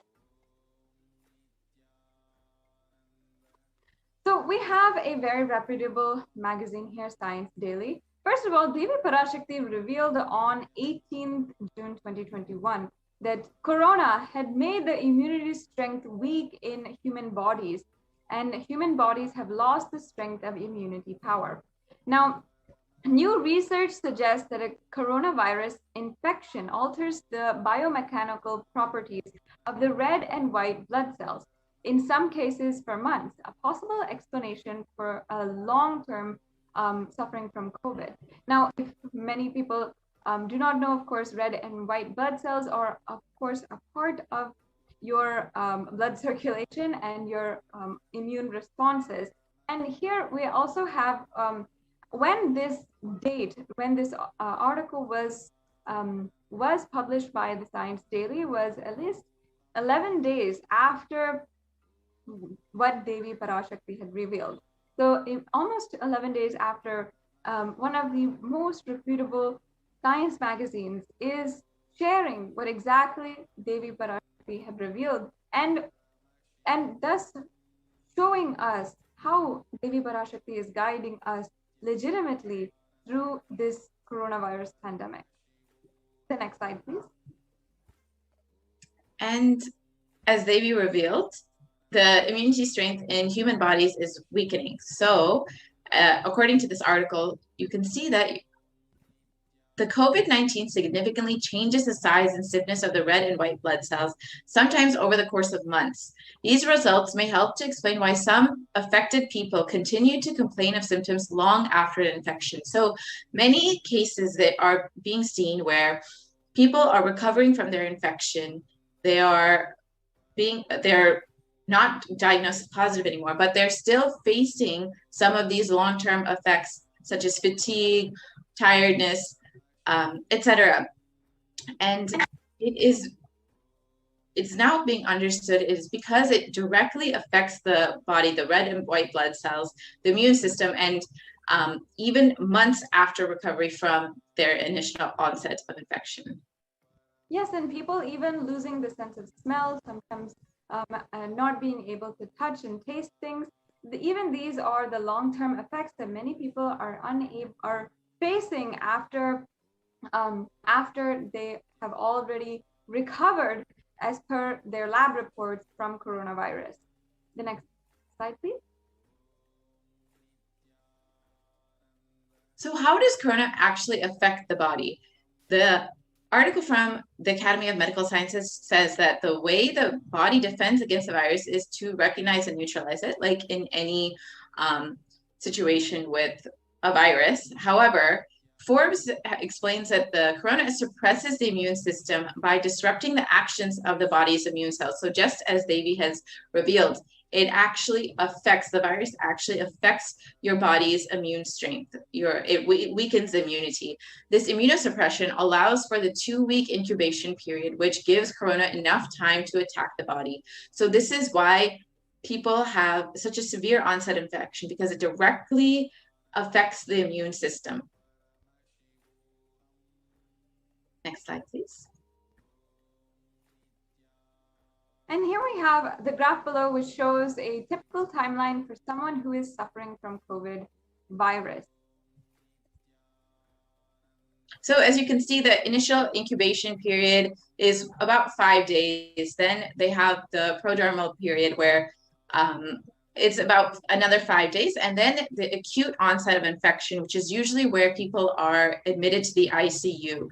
And within the second week of the onset of infection, many people will recover, but many people also will continue to experience symptoms and have to sometimes remain in the hospital for weeks or months afterwards. So this is, and then even many times when they recover, as many people have shared with the experience of long COVID, as it's called, that they're still experiencing symptoms many, many months after their 2 weeks or after their recovery of their initial onset of infection.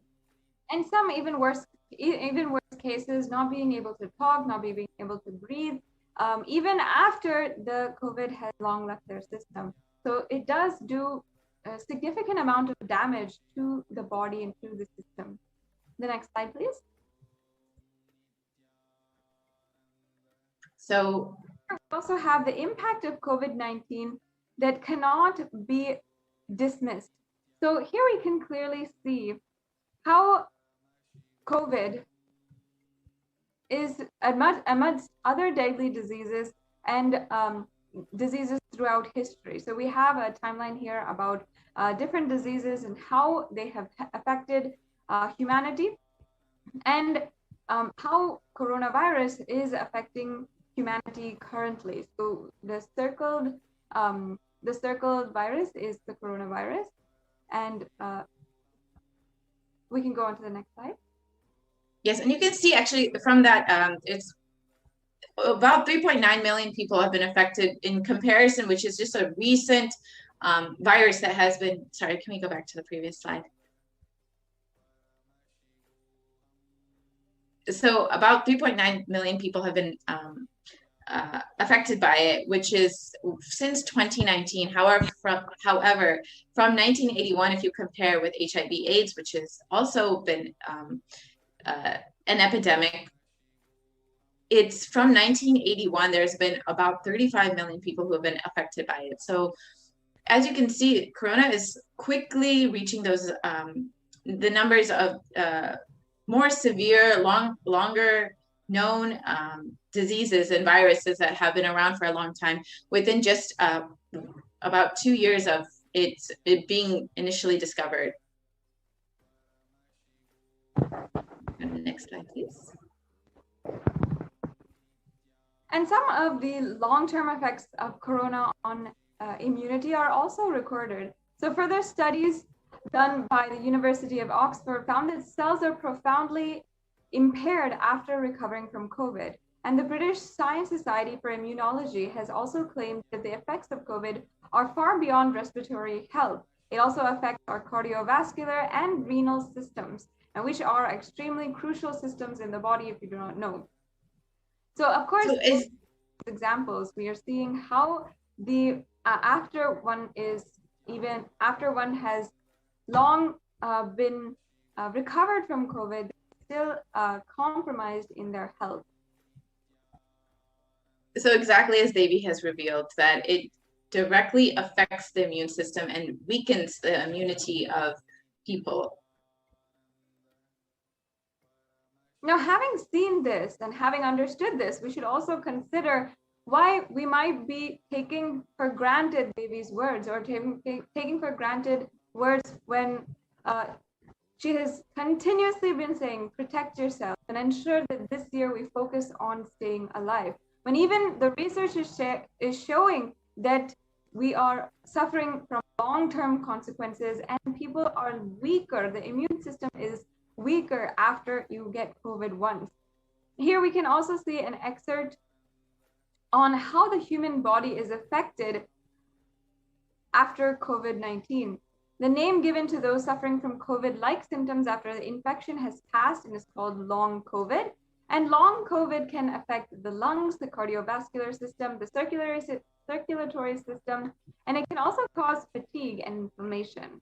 So the excerpt reads that exposure to the disease of COVID-19 causes symptoms in multiple organ systems across the body and is not limited to only the lungs and respiratory systems, as was originally thought. In addition, patients are reporting chronic symptoms such as fatigue, shortness of breath that last for months after the original infection. So just as Devi has revealed, these symptoms and the effects on the immunity are long-term. It is not simply a 2-week infection. Even if many people are recovering within that 2 weeks, there are still long-term effects that science has not fully maybe understood yet even. And that a lot of research is still being done on that. But Devi has clearly stated that this is happening. And as we can see from whatever initial preliminary research that has happened so far, is very much true. And as you can see here are some scans of the lungs after a long-term, to see the long-term effects on your immunity and your whole body in general of how it gets damaged after a coronavirus infection. So we can see the healthy lungs on the left side and how the lungs look after there is severe scarring due to the COVID infection. And of course, if you see the lungs having been a very crucial organ in our body, this affects how we talk, how we're being able to go about our daily lives and daily actions. And our entire life after this are completely changed. And we would not be able to go back to life as it was if we have to suffer COVID and then see the effects of the long COVID on our body. The next slide, please. So even after contracting corona, your immune system remains weakened and you are more susceptible to illness. So this is just reiterating what Devi has revealed. The symptoms can last weeks or months after first being infected with the virus, even if you are not necessarily hospitalized or you are not suffering from a severe infection. Even if your infection is mild, you may or may not see symptoms continuing for months. Many people are experiencing these symptoms continuing for months after their recovery, and it has effects on multiple organs, and is not just limited to the heart and the lungs and kidneys, but even affects the skin and brain function, and as Devi has revealed, the immune system as well.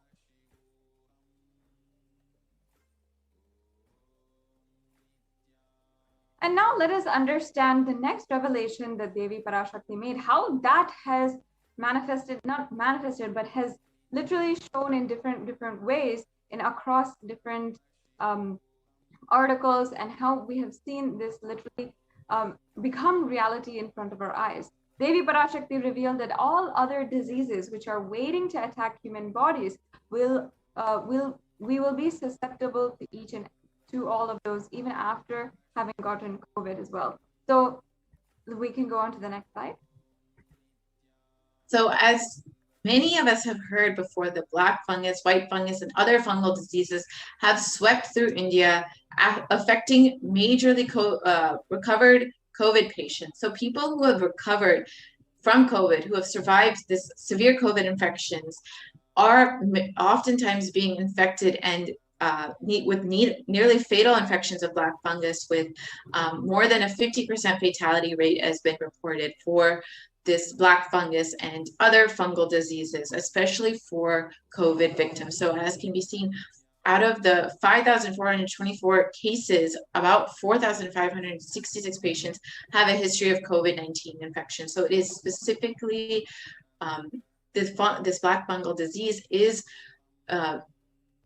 people who have been infected with COVID previously are mainly vulnerable to it. So even if many people who have recovered from COVID are still suffering, are more susceptible to this black fungal disease, and can have a very severe, nearly fatal infection if infected with black fungal disease. And this is exactly how Devi has revealed about the immune system weakening, being weakened due to coronavirus, and then the other diseases attacking the body because the immune system has been weakened.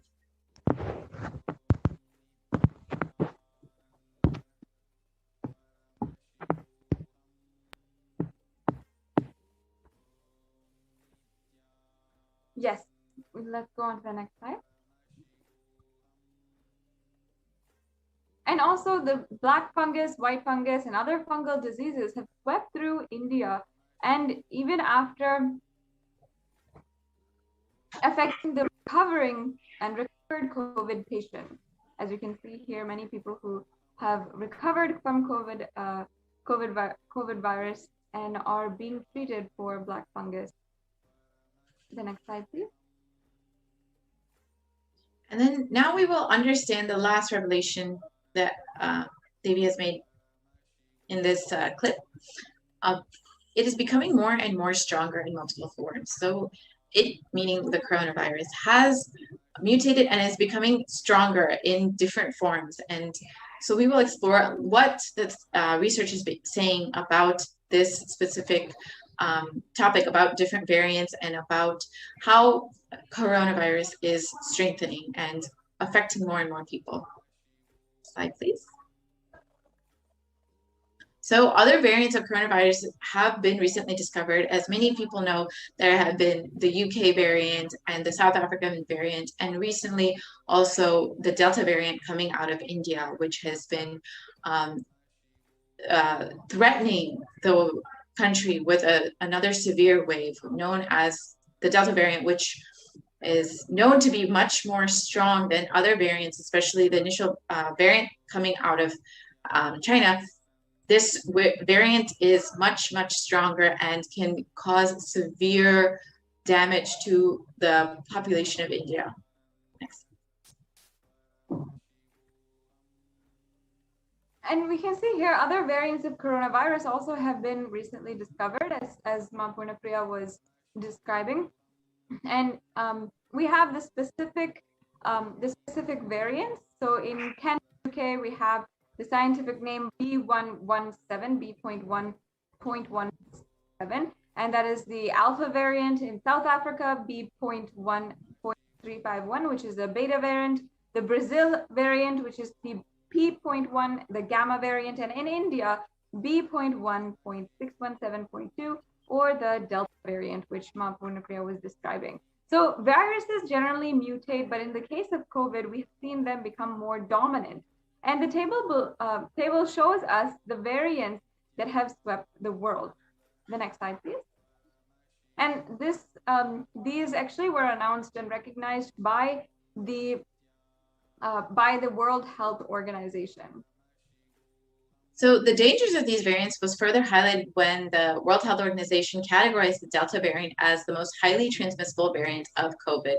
So this variant, as shared earlier, it is coming out of India, and it is severely threatening the country with another wave. And this article indicates that the Delta variant was the primary cause behind India's second wave of COVID. So this is the reason this variant is spreading across the country. And this is the reason that so many people are being affected in this new wave of coronavirus, which has been sweeping the nation and leaving the people and resources completely devastated.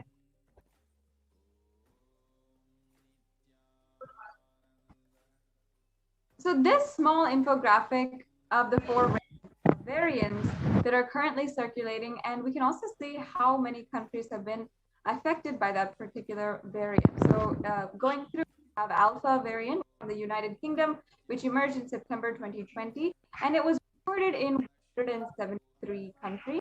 The Beta variant, which is from South Africa, which was first come in May 2020, reported in 122 countries, and the Gamma variant, which was in 74 countries from November 2020, and it was from Brazil, and the Delta variant, which came out of India from October 2020, which is reported in 104 countries.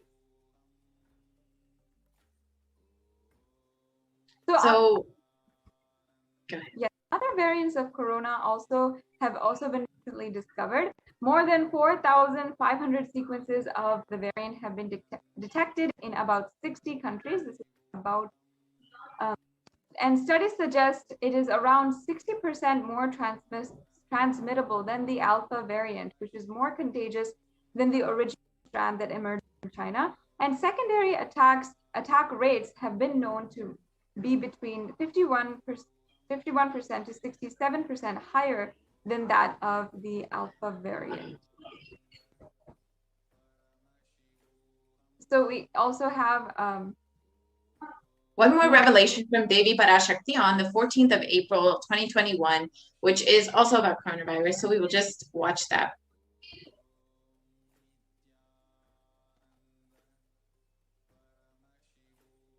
Sharmila, corona ஒழிந்தது. கொரோனாவை வைத்து அரசியலும் அழிவாட்டமும் செய்ய நினைக்கும் மனிதர்களின் சதிராட்டம் முடிய இன்னும் 4 ஆண்டுகளாகும். என் பக்தர்களையும் சீடர்களையும் கைலாய வாசிகளையும் நானே காத்துக் கொள்கின்றேன், நானே காக்கின்றேன். என் பக்தர்களுக்கு ஒரு துயரும் ஒரு துக்கமும் வாராது. ஆனால் உலகின் இந்த கொரோனாவின் சதியாட்டம் முடிய 4 ஆண்டுகள் ஆகும். 2025 தான் அடங்கும். இது சதியாட்டம், மனிதர்களின் சதியாட்டம்.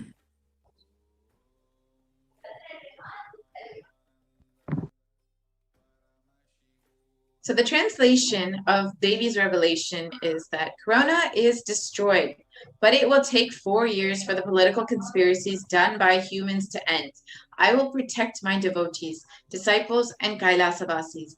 No suffering will come from my devotees, but it will take 4 years for the conspiracy of Corona to end. It will come to an end only in 2025. It is a conspiracy, human conspiracy. Next slide, please. So, as predicted by Devi, this coronavirus is not going to, not predicted, as revealed by Devi, the coronavirus is not going to end anytime soon. It will continue to affect the human population until 2025. And as per Devi's revelations, we can see that in this article that that even well into October and November of 2021, it is expected that India will be suffering from another wave of COVID, and many other variants are fastly approaching, which can affect the country and create another third wave of coronavirus effect, and continuing to prolong this pandemic that we've all been suffering and waiting for the end to come. But it is, as revealed by Devi, it's going to continue for some time.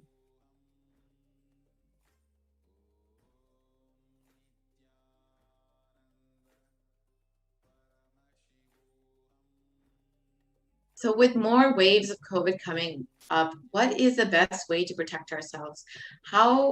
Who has a solution, and how do we protect ourselves in this dangerous time with so many variants and diseases affecting the world? As revealed by Devi, Kailasa is the only place that is safe, and the Supreme Pontiff of Hinduism is the only hope for humanity. So if you are in India and want to protect yourself, if you want to have a safe place with multi-layer quarantine, you can sign up today to be living in one of the names, quarantining yourself in one of the Kailasas in India at kailasa.org/Kailasa Care. And this is the only way to protect yourself if you are living in India at this time, because as been shown by the research, there are many variants and diseases that will be affecting the body and weakening the immunity, making you susceptible to very severe infections and costing maybe much more than you can understand at this moment. So as Devi has revealed, keep yourself alive this year. That is the only priority. That is the only success that you can have this year, is keeping yourself alive. So we'll be right back after a short break.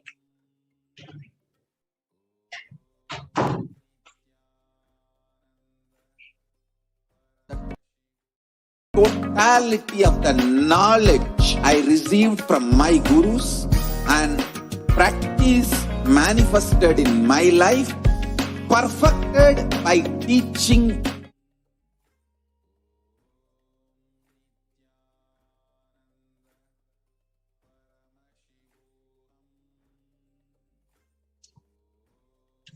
So welcome back, dear viewers.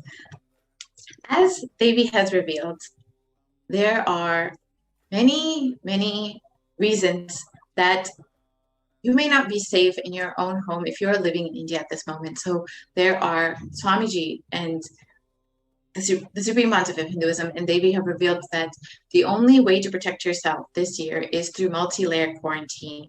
And the only place in India that is providing such an ambiance and such a protective environment is Adi Kailashas up in Nipita and Kailasas all over India. So if you want to protect yourself with this multi-layer quarantine, immediately register yourself to go and quarantine in one of these Kailasas in India, where you can experience not only protection and multi-layer quarantine from this COVID pandemic, but experience a beautiful enlightenment lifestyle provided by the Supreme Pontiff of Hinduism during this time with so much of insecurity and instability in this world. You will have a completely different experience with living in Adi Kailash and the other Kailasas in India, where you can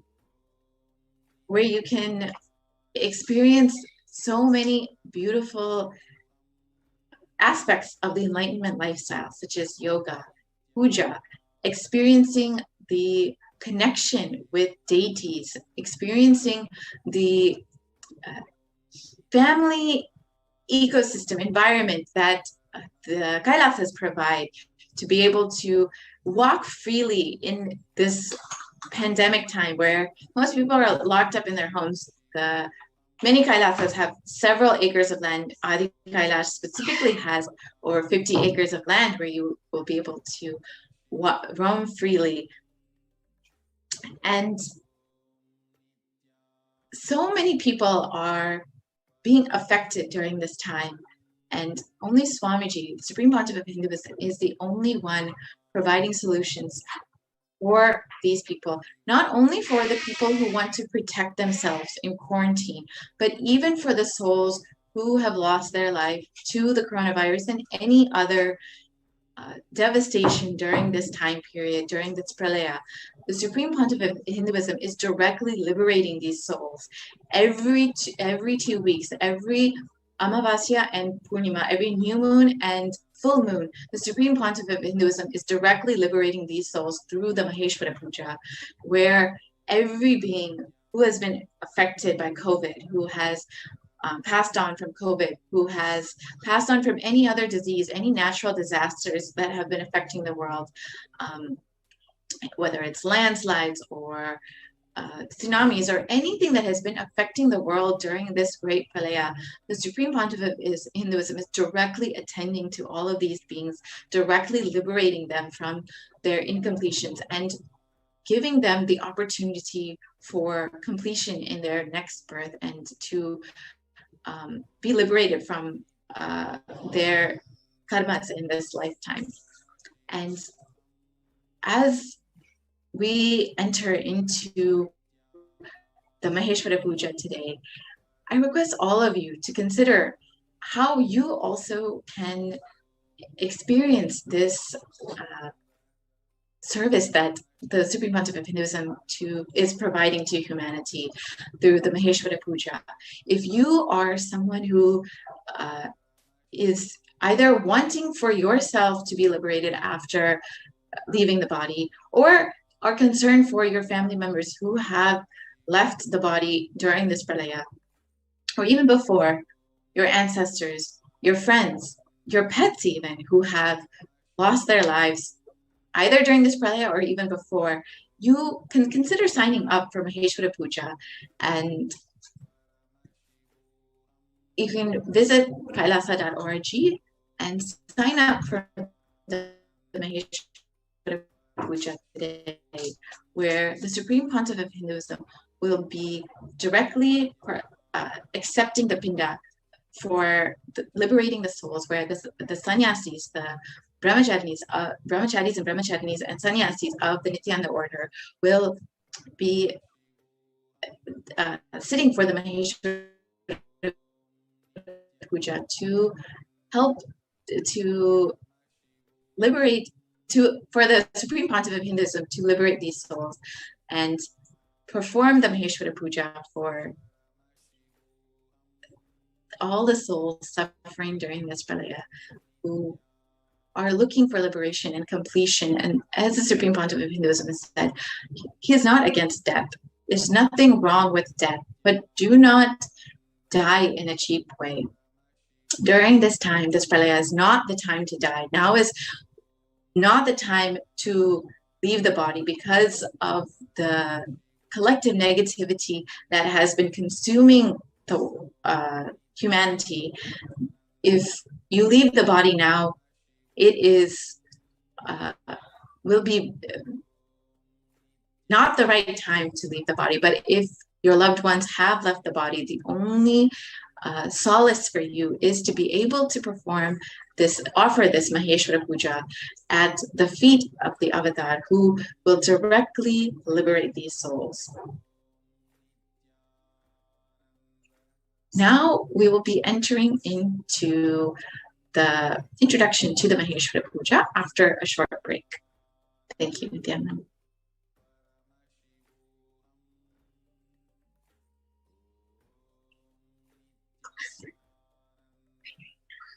Paramashivoham Om Nithyananda Paramashivoham Om Nithyananda Paramashivoham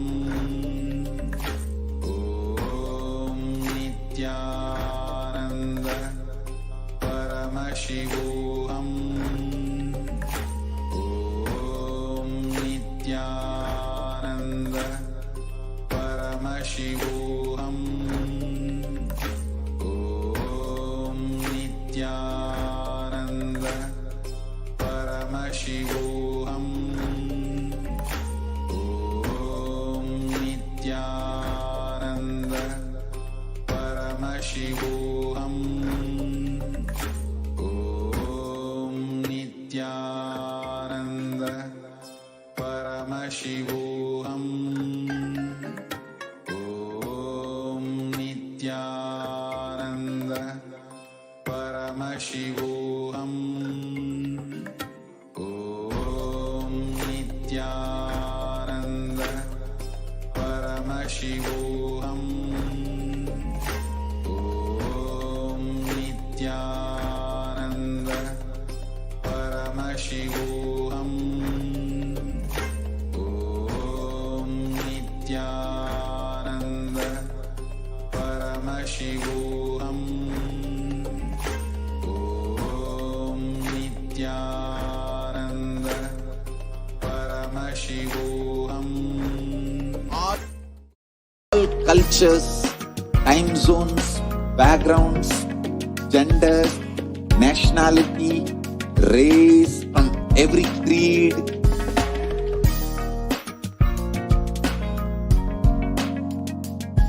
so this absolutely perfected knowledge available to you, served to you in your home without even you moving out of your couch, free of cost.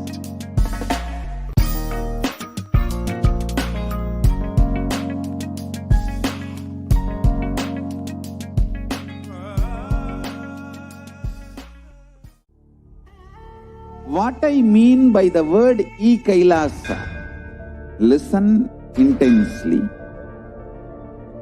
Enlightenment ecosystem, literally enlightenment itself, in your own home, wherever you are. If you cannot come to Kailasa, it's okay. Kailasa can come to you. Kailasa coming to you is Kailasa.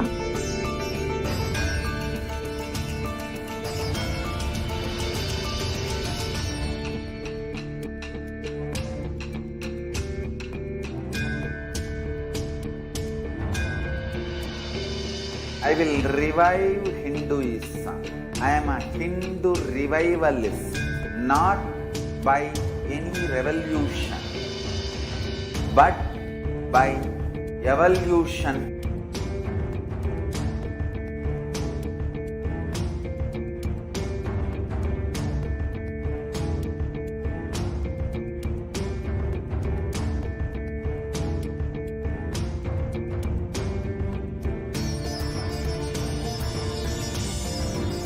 And setting model community.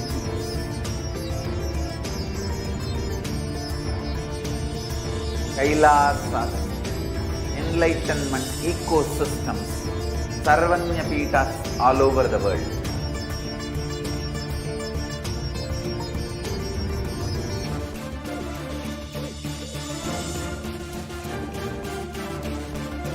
all powerful cognition, knowledge. Only when you live, power manifestation and possibilities manifestation happens. This is a fundamental truth.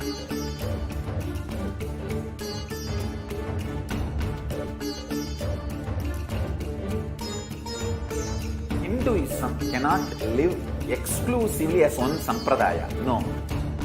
All sampradayas of Hinduism is an ecosystem.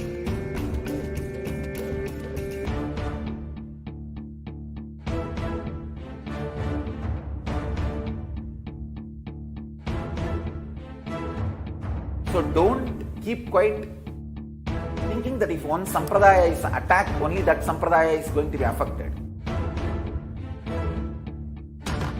All of us are ecosystem.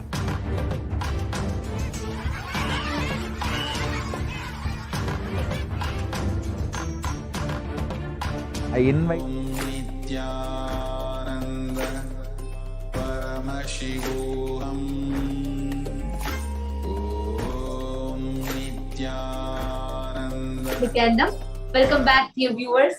And so far, all of us have been learning and having an amazing journey into the Parashakti, preparing for the Parashakti Akashic rings, and especially today being Maheshwara Puja, where the Supreme Pontiff is himself going to come to receive the Pinda Darpana and liberate thousands of souls that are yearning for a liberation just by the grace of an avatar.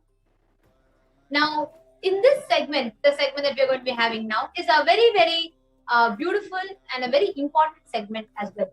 Because learning about Parashakti, seeing how her revelations have manifested as reality, and learning about who is Devi Parashakti and the Shaktis that we can manifest, so many things. Ultimately, what is important is being able to connect to Devi Parashakti, the cosmic mother, and being able to relate with her. It's only through that we can receive the best of experience of the whole Akashic readings. In this segment, let's see how you can connect to Devi Parashakti and to manifest the best of what Devi is. Yes. So in this segment, we will be seeing offering as one of the most powerful ways to connect to Devi Parashakti. Because end of the day, whatever you are, only when you are expressing that in some form, you will experience, you will strengthen, deepen the connection more and more. The further slides, please.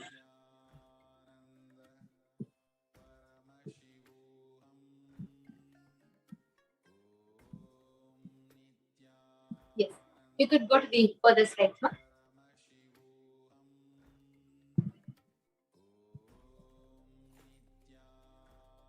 Yes. Now, what is the significance of offering? Offering is a giving of divine gift of pure love, devotion, and oneness, and it consists of two parts. There's one of giving and another of accepting. Only when the divine accepts what one offers, the offering becomes complete. That is why in Hinduism, it is not about what you offer, but about how you offer. That's why if you see, even offering of one bilva leaf out of devotion is given way more reverence than offering tons and tons of riches and wealth. Offering is not made out of fear nor out of greed. When an avatar lands, the offerings are purely a part of the grand Leela played out for the only purpose of enlightenment, where the person who offers experiences the highest space of gratitude and exhibits that gratitude through the offering to awaken himself in the more in the space of oneness. The further slides, please. The previous slide, ma. So here is a Dhyana mantra of Devi Manonmani, the Moolagama Dhyana mantra.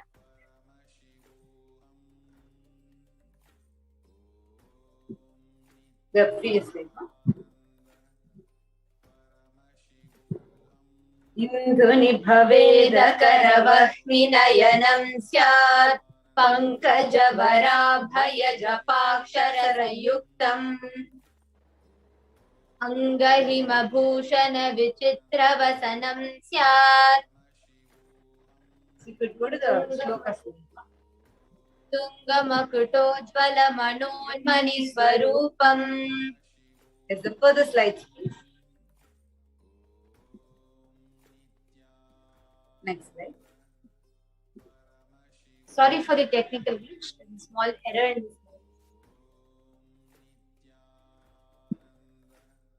Next one. Yes.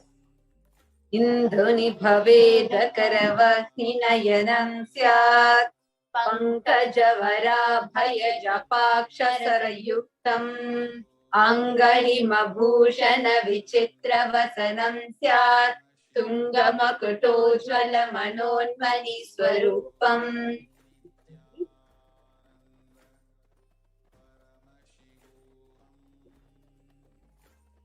The translation is: moon-like face holding the Vedas on one hand, fire in the eyes with lotus flower blessing and blessing hand, one hand with the pamala, beautifully decorated with jeweled ornaments and wonderful clothes and shining big crown. Her name is Manonmani. There's also one more Shastra Pramana that we have. Dhyaye devim trinetran shashini bhavadanam vedahastam dadhanam divyaira bharan savye padmam varadamapare chabhayam chakshamalam divyaira bharanai vichitravasanam. Go to the next slide. On the same slide, it could be. Next slide, please.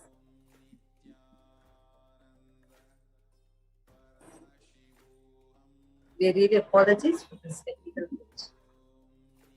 So let's directly enter into the offerings that we have today. The first offering that we are having is the offering of e-hundi. Where any amount that you want to offer, you can offer at the lotus of Parashakti person. And actually, in Sanatana Hindu Dharma, even as a small child, your parents teach you to make $1 or two, a penny or two, a cent, something. You always are taught to offer something, whether you fall at the feet of elders, and then the elders give you something, they give you fruits or something. So that is how we are bought, because by our very lifestyle, we are taught to express gratitude. And we are always taught that the space of gratitude makes us receive more and more.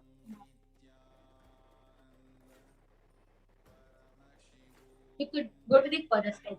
So the offering of e-hundi is where, now that it is amidst this whole pandemic, wherever you are, you will be able to make an offering and reach out your gratitude, express your gratitude to the divine. The next slide.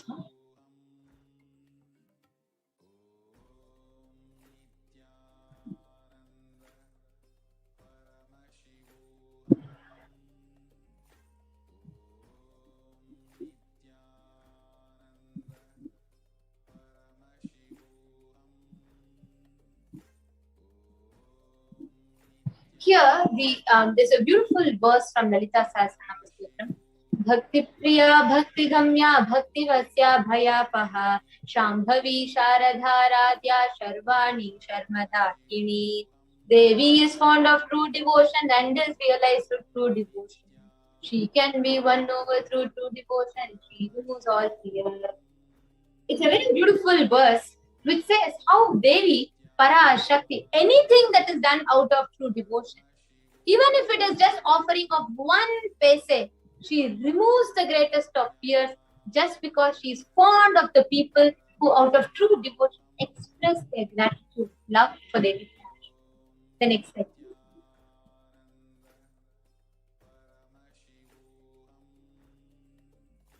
The next is the offering of Sankalpa chanting.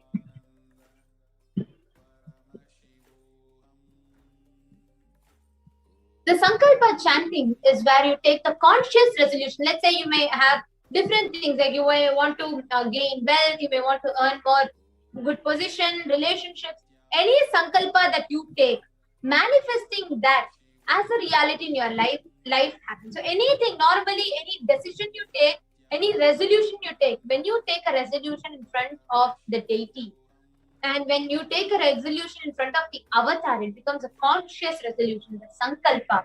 And that is why this sankalpa taken in front of Devi Parashakti, manifesting to the supreme pontiff of Hinduism, is one of the most powerful ways for you to seek blessings to manifest a particular reality. Next slide, ma'am. So this is the sankalpa chanting. The next is the Sahasranama Swarna Kasi. The previous slide, please. The Sahasranama Swarna Kasi. Nama Parayana Preetha, the one who loves to be celebrated with all her dimensions, literally any dimensions of Parashakti that you want to celebrate. You can celebrate by offering this Sahasranama Kasi. Darshanam Swarna Kasi, where each gold point is inscribed with a dimension of Parashakti. The next slide, please. The next is Mukta Angati.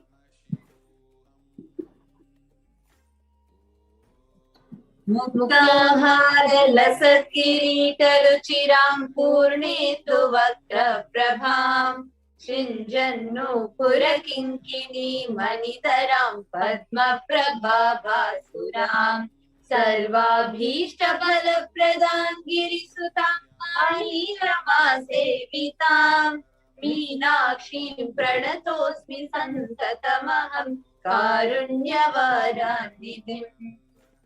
I bow down to goddess Meenakshi, whose crown has garlands of pearls, and the face shining like a full moon, who wears the anklets that are studded with gemstones, and has small bells, who is shining like the splendor of a lotus, who grants all the wishes, the daughter of the mountain, who is worshipped by gods Vani and Rama.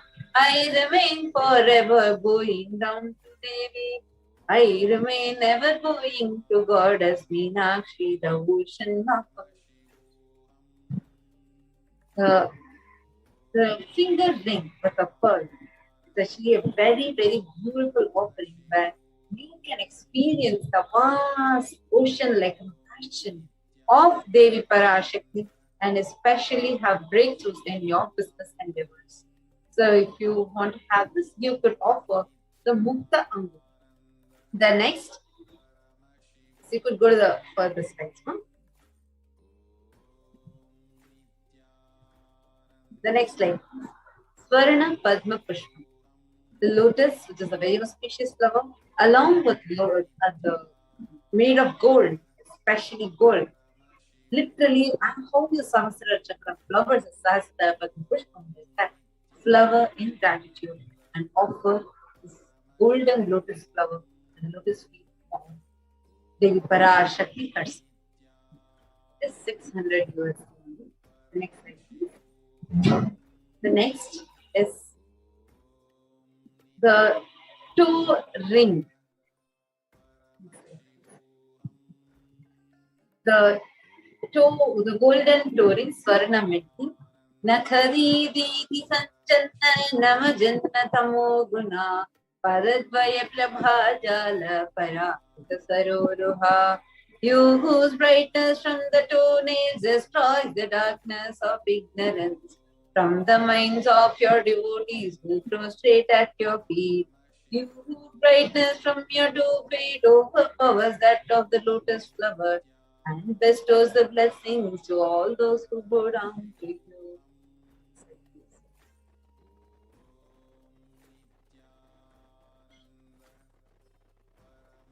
Actually, any problem with your relationships you have, you can make this offering. This will bestow an auspicious breakthrough, an auspicious blessing, auspiciousness manifesting in your relationships. So adore the lotus feet of the cosmic mother with the golden toe and have a breakthrough in your relationships. The next slide, please. The next offering that we have is Swarna Mantika, Devi Parashakti, is described as Sudha Surabhivarshini, she who makes a nectar flow in all her nerves from the Sahasrara. The Mantika, this the hairline jewelry, is literally a representation of how when Sahasrara Chakra flowers, the nectar that is just poured into every nerve of ours. This is just a representation of offer this the gold in the as a gold Mantika, the Swarna Mantika to Devi Parashakti. The next slide, please. The next offering that we have here is, yes, you could go to the next slide. The offering of Pratyaksha Pada Puja. There's a beautiful line that Sri Adi Shankaracharya sings. It says, Shariram Surupam Tatava Kalatram Yasascharu Chitram Dhanam Merutulyam Manasche Nanagnam Guru Rangri Padme Tatakim Tatakim Tatakim Tatakim. He says you can have a good body, you can have a handsome form, you can have a beautiful wife, you can have ultimate wisdom, riches, name, fame, everything. And even wealth as much, as strong, as unshakable as Mount Meru. But if you do not have a guru to whom you can express your gratitude, of what use is all this? What use? What use? In Sanatana Hindu Dharma, guru is given utmost importance. And what in the relationship of a guru is given utmost importance is worshipping the Lord of the Guru.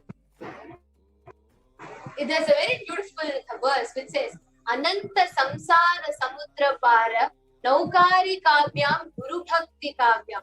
Means just by the only thing that will take you beyond the samsara sagara, like all the ocean of bondages, everything, suffering, just the guru paduka, just your guru bhakti and worshipping of the lotus feet of the guru.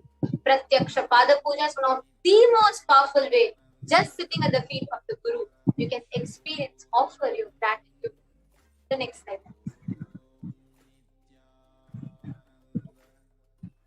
The next is a Vastra Seva, offering of Vastram to Devi Parashakti, where you adorn her with the clothes and decorate her, expressing your love and gratitude. This bestows you with protection and the blessings of the Guru and the Cosmic Mother herself.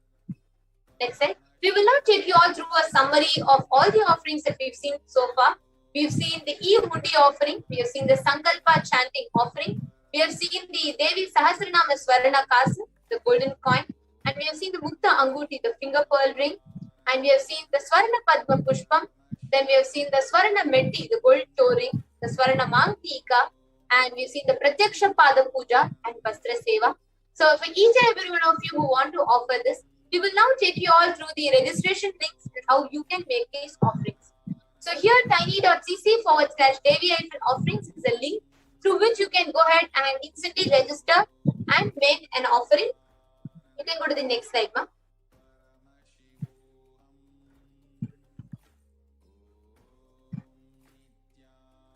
Here we have the registration form. To each and every one of you that are actually seeing right now, there are two forms here mainly which are projected. There are three forms and two main forms. So in this, the one is an intention. So for example, if you want to offer, whether you have some obstacle or you're interested or you want to suggest this for some of your questions, you can write to us in tiny.cc/BHAVA Samadhi. Ensure that you are putting everything in lowercase because this is case sensitive. The next is, if you want to make the offering itself, then visit tiny.cc/Devi-offerings. So once you fill in this form, you will then need to fill up the next form, which is tiny.cc/Sankalpa 2020. So now let's just visit this link. tiny.cc/Devi-offerings. Yes, you could actually type the link on tiny.cc/Devi-offerings. Offerings. So now let's go through that, how we are going to be going through it step by step now. So I request all of you, you can just see here in the screen which is in front of you. So once you open, I request yes. So once you open this link, you will be led to this page which will say the different offerings. You could go, just scroll down and you will see it appear on top where it is called as like right towards the right side. You will see Save Us and there's an option called Choose an Option. Then you can click that and you'll see a drop down list with all these Save Us. Yes, you can click that one.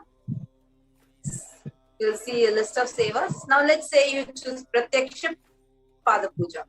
So if you just click on one of the offerings, any one offering you can just click. So now you will see the rate coming and you'll see a box with the number 1. So actually that's the box where you can click how many you want to offer. Like you want to offer and one other family wants to offer, so you're paying for both. So you can just put the number 2 over there. And then you can click the button Add to Cart. So once you click Add to Cart, it will lead you to the next part where you will be, yes, you can scroll down now. And you will see the total amount. Then you have to click the button called Proceed to check out. And then once you click that button, it will lead you to this billing details page. So make sure you fill up everything, all the requirements. If you could scroll down and ensure your all the payment options, and ensure you're also ticking all the check boxes down. Yes, you can scroll more down now. Yes. So make sure you click the checkbox. And you can go ahead and place your order. So this makes this ensures that you're registering yourself for the seva. And yes, thank you so much. Now each and every one of you that are watching this, each of you can go ahead and once you fill this, please make sure you also fill tiny.cc/Sankalpa 2021. And it's only with that you are confirming your registration for the event, for the offering. So please make sure that you are making an offering, you're registering for the offering by filling this form. Yes. Yes. We actually request the. You could stop the screen share now. Thank you so much. And now with this, we are going to be moving to the next segment after a short break.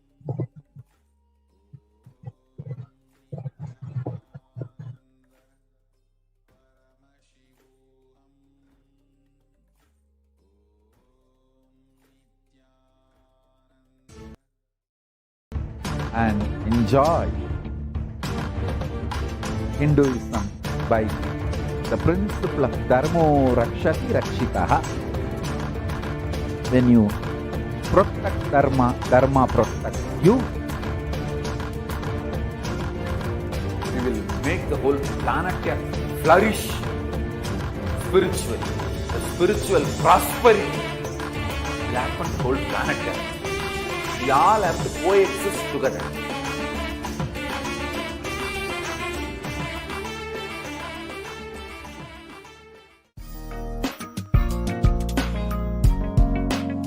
We get you health.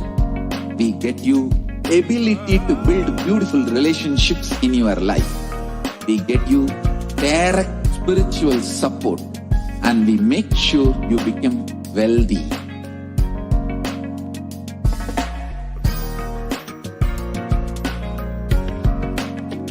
We won't stop giving you just good life. We will literally not stop till you live enlightened life. Manifesting the state of Paramashiva, space of Paramashiva, powers of Paramashiva, being of Paramashiva.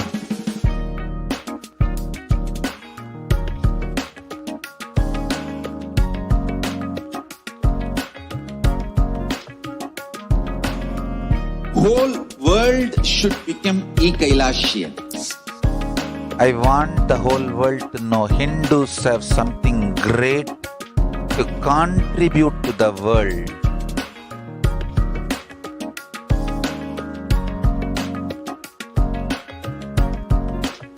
We have something great to contribute to the world. Let us do that.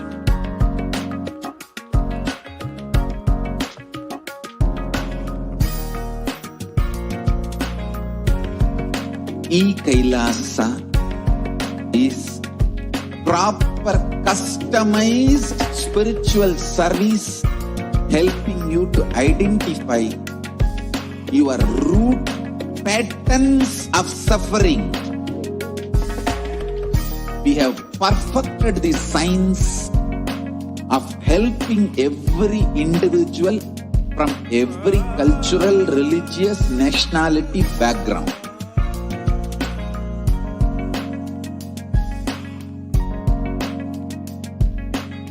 You will have lowest reactionary assumptions, highest awakened response, alive response for life continuously.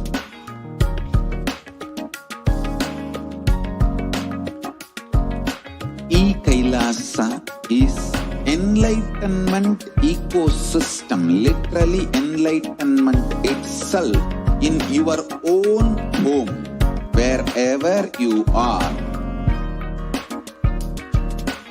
Proper customized spiritual service helping you to complete with your life negativity, withdrawal from life, self-hatred, self-denial, self-doubt, so much of tiredness, laziness.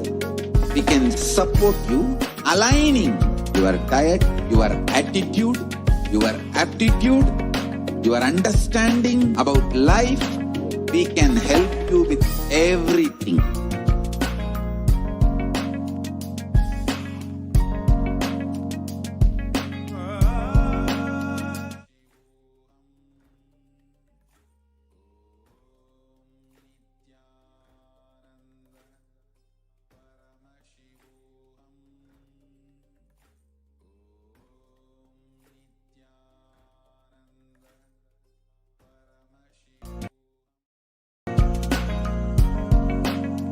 If you are interested in enlightenment, we will immediately bring this to you.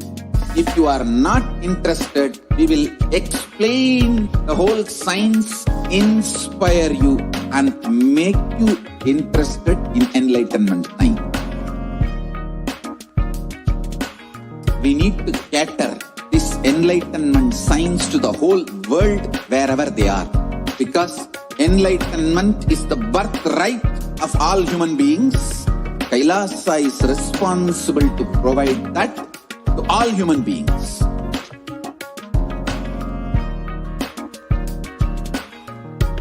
Kailasa is the totality of the knowledge I received from my gurus and practice manifested in my life, perfected by teaching millions of people from all cultures, time zones, backgrounds, genders, nationality, race, from every creed.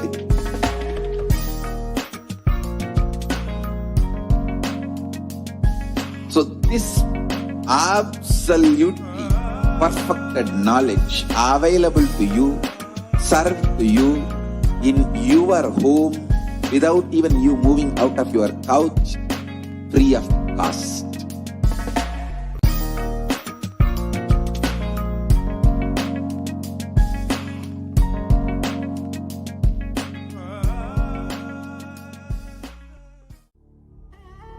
What I mean by the word Kailasa, listen intensely.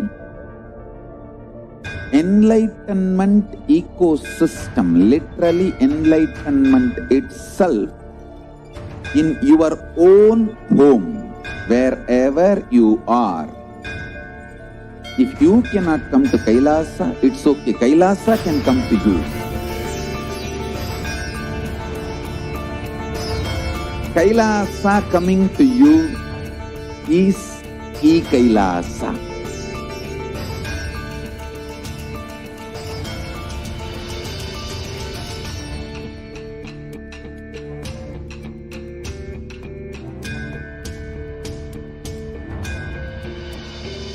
I will revive Hinduism.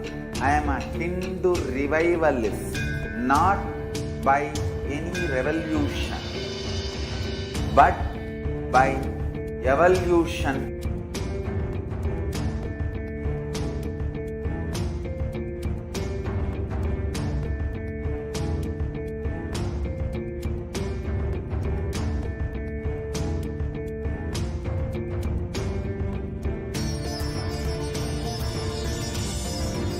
And setting model community.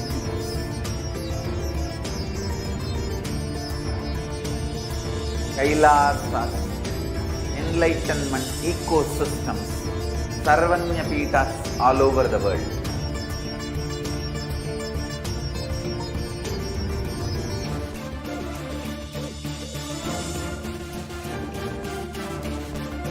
All powerful cognition, knowledge, only when you live, power manifestation and possibilities manifestation happens. It's a fundamental truth.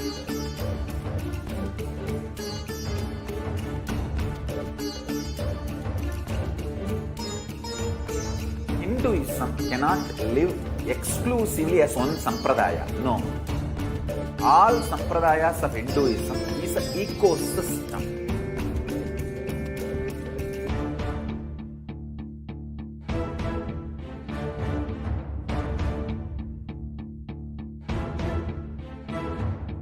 So don't keep quiet thinking that if one sampradaya is attacked, only that sampradaya is going to be affected. All of us are ecosystem.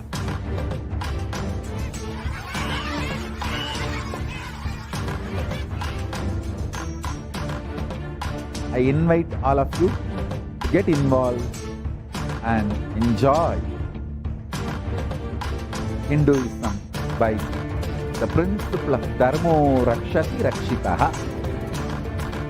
When you protect Dharma, Dharma protects you. We will make the whole planet flourish spiritually. The spiritual prosperity will happen to the whole planet. We all have to coexist together.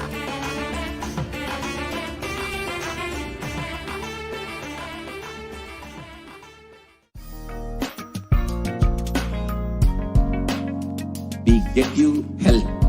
We get you ability to build beautiful relationships in your life.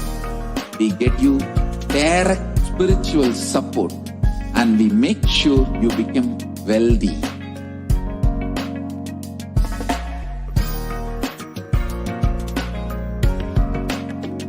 We won't stop giving you just good life. We will literally not stop till you live enlightened life. Manifesting the state of Paramashiva, space of Paramashiva, powers of Paramashiva, being of Paramashiva.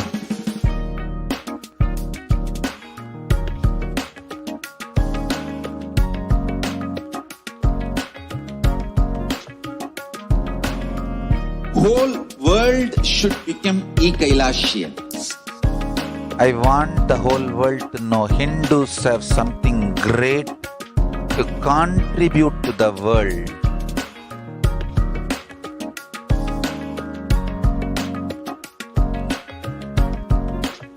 We have something great to contribute to the world. Let us do that.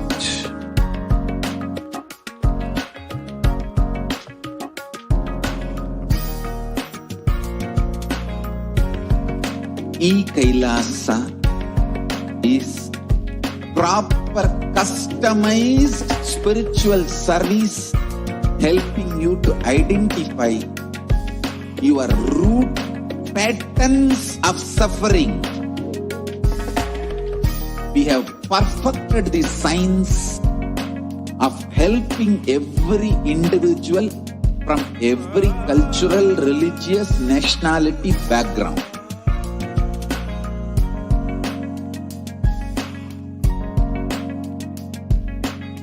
You will have lowest reactionary assumptions, highest awakened response, alive response for life continuously.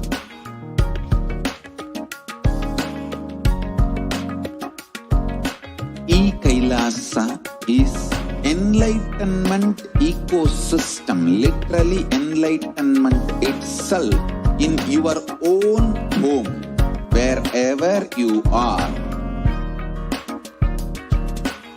Proper customized spiritual service helping you to complete with your life negativity.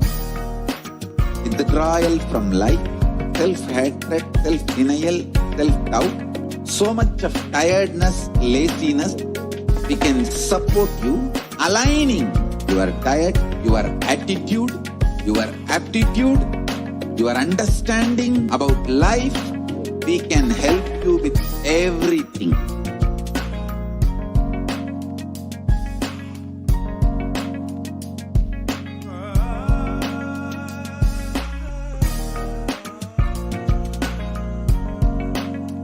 If you are interested in enlightenment, we will immediately bring this to you. If you are not interested, we will explain the whole science, inspire you and make you interested in enlightenment science. We need to cater this enlightenment science to the whole world wherever they are, because enlightenment is the birthright of all human beings. Kailasa is responsible to provide that to all human beings.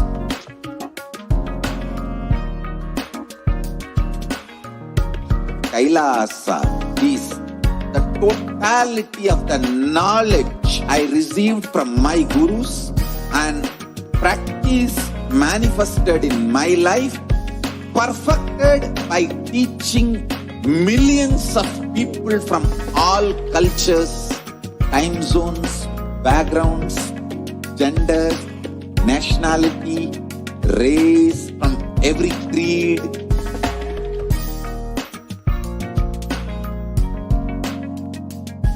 So this absolutely perfected knowledge available to you, served to you in your home, without even you moving out of your couch, free of cost.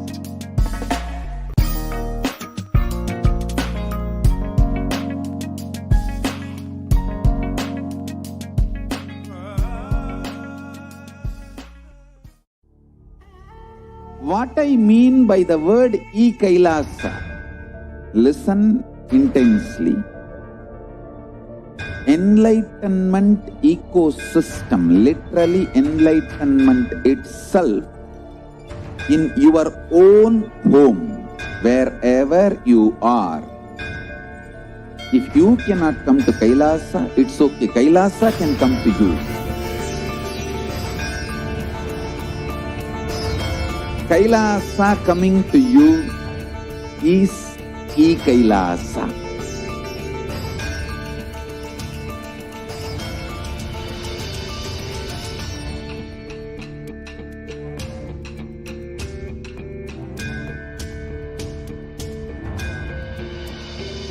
I will revive Hinduism. I am a Hindu revivalist, not by any revolution, but by evolution.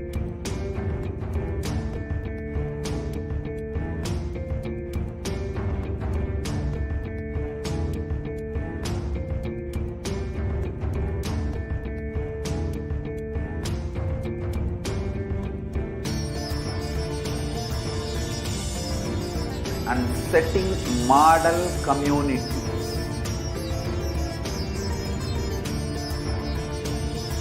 Kailasa, enlightenment ecosystems, Sarvanya Peethas all over the world.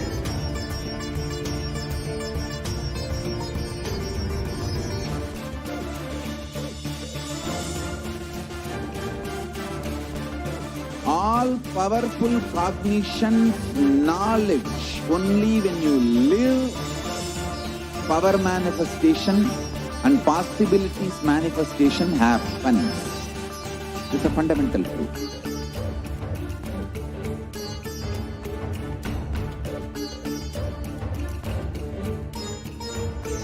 Hinduism cannot live exclusively as one sampradaya. No. All sampradayas of Hinduism is an ecosystem.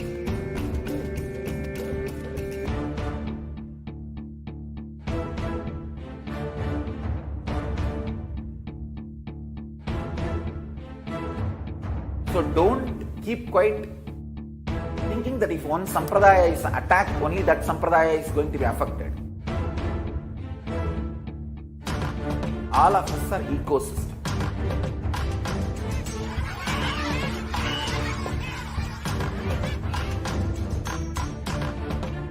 I invite all of you to get involved and enjoy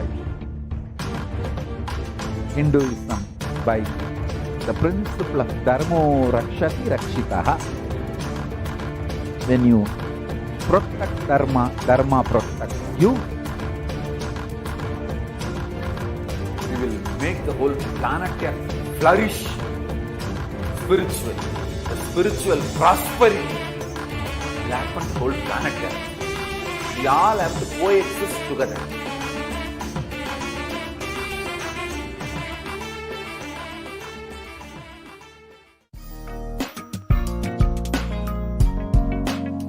We get you health. We get you ability to build beautiful relationships in your life. We get you direct spiritual support, and we make sure you become wealthy.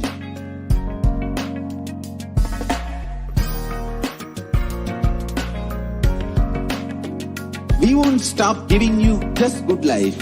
We will literally not stop till you live enlightened life. Manifesting the state of Paramashiva, space of Paramashiva, powers of Paramashiva, being of Paramashiva.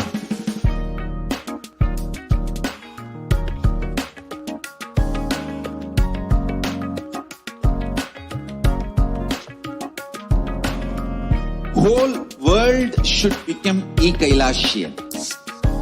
I want the whole world to know Hindus have something great to contribute to the world.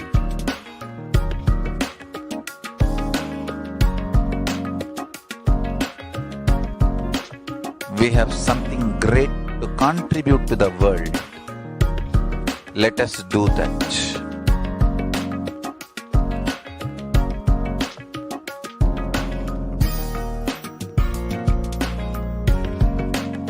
Kailasa is proper customized spiritual service helping you to identify your root patterns of suffering.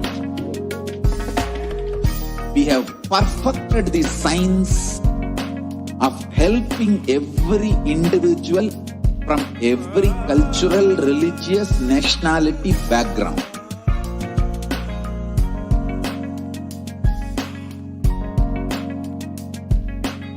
You will have lowest reactionary assumptions, highest awakened response, alive response for life continuously.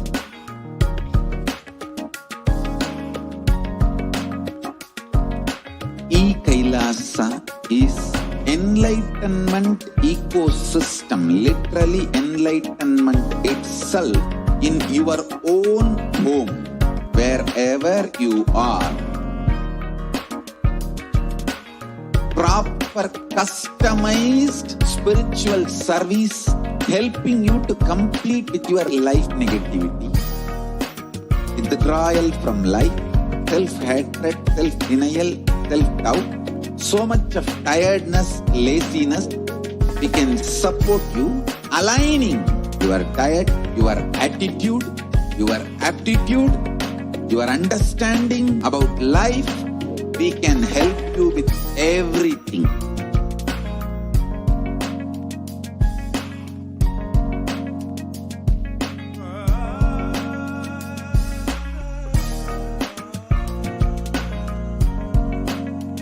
If you are interested in enlightenment, we will immediately bring this to you. If you are not interested, we will explain the whole science, inspire you and make you interested in enlightenment time. We need to cater this enlightenment science to the whole world wherever they are. Because enlightenment is the birthright of all human beings. Kailasa is responsible to provide that to all human beings.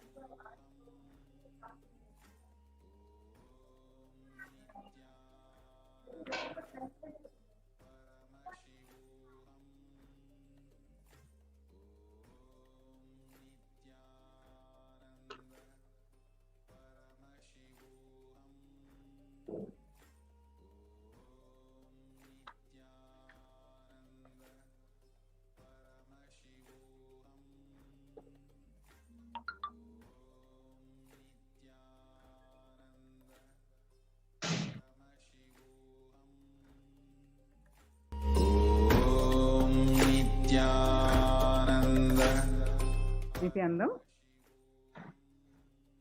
Today, on the auspicious day of the Ashada Amavasya and a special nakshatra, Tiruvattira nakshatra, we're going to offer the Maheshwara Puja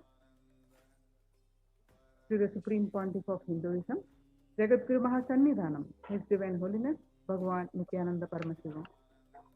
Let's pray for liberation for departed souls and our beloved ones, and bring completion in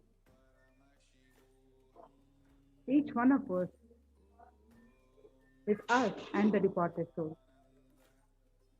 With a deep gratitude, with the Supreme Pontiff of Hinduism, Jagadguru Mahasannidhanam, His Divine Holiness Bhagavan Nithyananda Paramashivam, let's understand the context of the Maheshwara Puja.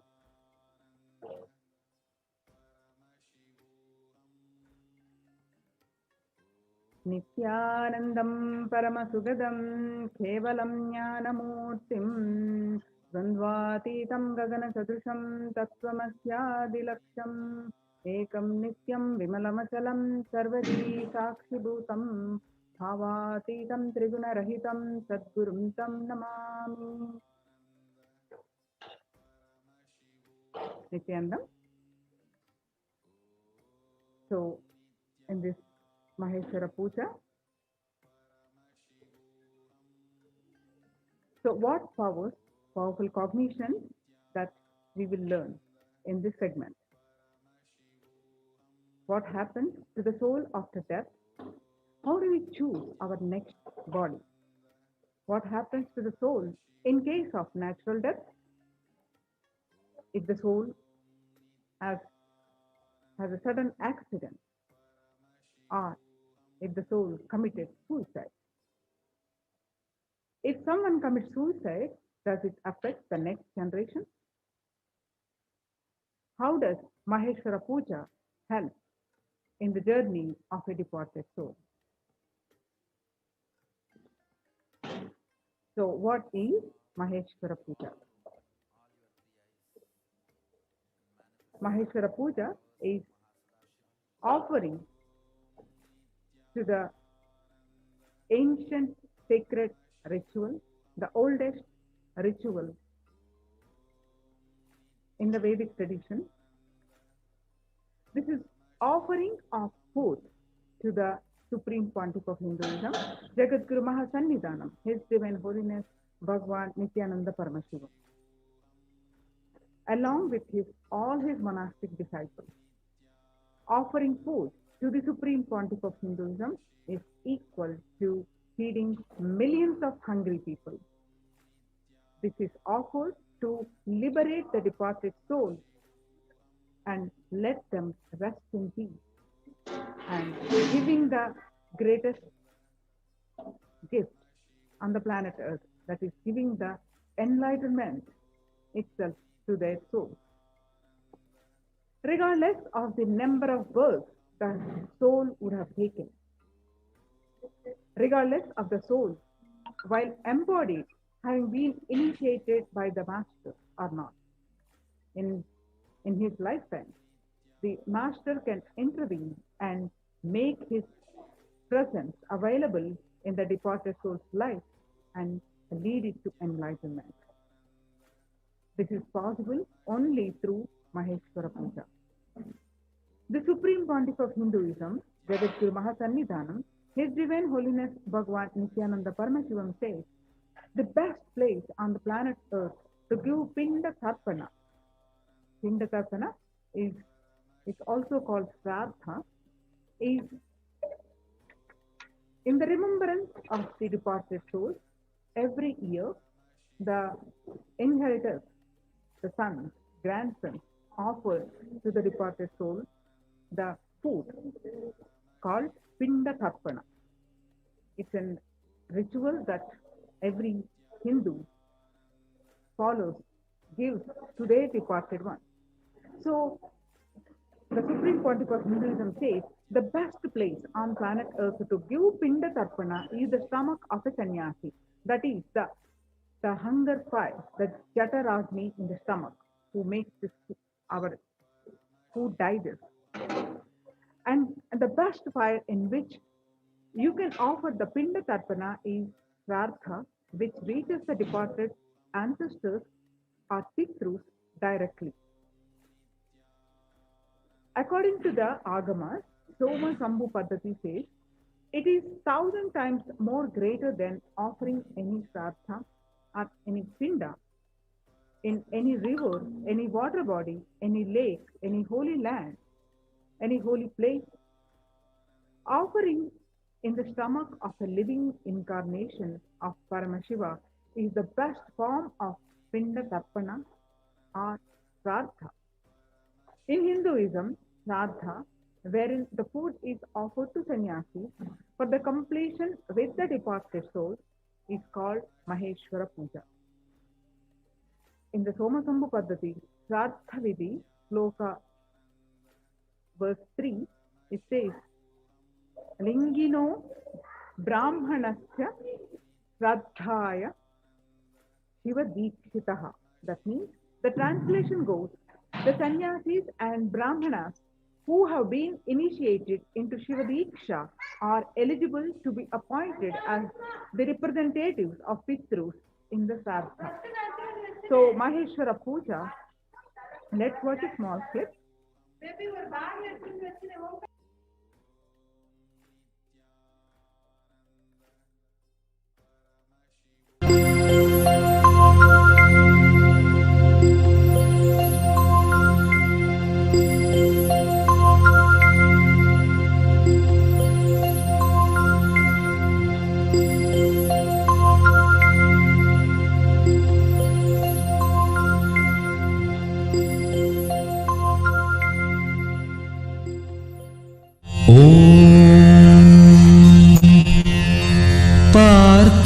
प्रतिबोधितां भगवता नारायणेन स्वयं व्यासेन ग्रथितां पुराणमुनिना मध्ये महाभारतम् अद्वैतामृतवर्षिणीं भगवतीम् अष्टादशाध्यायिनी अम्ब त्वामनुसन्दधामि भगवद्गीते भवद्वेषिणी। अथ पुरुषोत्तमयोगो नाम पञ्चदशोऽध्यायः। श्रीभगवानुवाच ऊर्ध्वमूलमधः शाखम् अश्वत्थं प्राहुरव्ययम् छन्दांसि यस्य पर्णानि यस्तं वेद स वेदवित्। अधश्चोर्ध्वं प्रसृतास्तस्य शाखा गुणप्रवृद्धा विषयप्रवालाः। अधश्च मूलान्यनुसन्ततानि कर्मानुबन्धीनि मनुष्यलोके न रूपमस्येह तथोपलभ्यते नान्तो न चादिर्न च सम्प्रतिष्ठा। अश्वत्थमेनं सुविरूढमूलम् असङ्गशस्त्रेण दृढेन छित्त्वा ततः पदं तत्परिमार्गितव्यम् यस्मिन् गता न निवर्तन्ति भूयः। तमेव चाद्यं पुरुषं प्रपद्ये यतः प्रवृत्तिः प्रसृता पुराणी। निर्मानमोहाजितसङ्गदोषा अध्यात्मनित्या विनिवृत्तकामाः द्वन्द्वैर्विमुक्ताः सुखदुःखसंज्ञैः गच्छन्त्यमूढाः पदमव्ययं तत्। न तद्भासयते सूर्यो न शशाङ्को न पावकः यद्गत्वा न निवर्तन्ते तद्धाम परमं मम। ममैवांशो जीवलोके जीवभूतः सनातनः। मनः षट्ठानीन्द्रियाणि प्रकृतिस्थानि कर्षति। शरीरं यदवाप्नोति यच्चाप्युत्क्रामतीश्वरः गृहीत्वैतानि संयाति वायुर्गन्धानि वाशयात्। क्षोत्रं चक्षुस्पर्शनं च रसनं घ्राणमेव च अधिष्ठाय मनश्चायं विषयानुपसेवते। उत्क्रामन्तं स्थितं वापि भुञ्जानं वा गुणान्वितं विमूढानानुपश्यन्ति पश्यन्ति ज्ञानचक्षुषः। यतन्तो योगिनश्चैनं पश्यन्त्यात्मन्यवस्थितं यतन्तोऽप्यकृतात्मानो नैनं पश्यन्त्यचेतसः। यदादित्यगतं तेजो जगद्भासयतेऽखिलं यच्चन्द्रमसि यच्चाग्नौ तत्तेजो विद्धि मामकम्। गामाविश्य च भूतानि धारयाम्यहमोजसा पुष्णामि चौषधीः सर्वाः सोमो भूत्वा रसात्मकः। अहं वैश्वानरो भूत्वा प्राणिनां देहमाश्रितः प्राणापानसमायुक्तः पचाम्यन्नं चतुर्विधम्।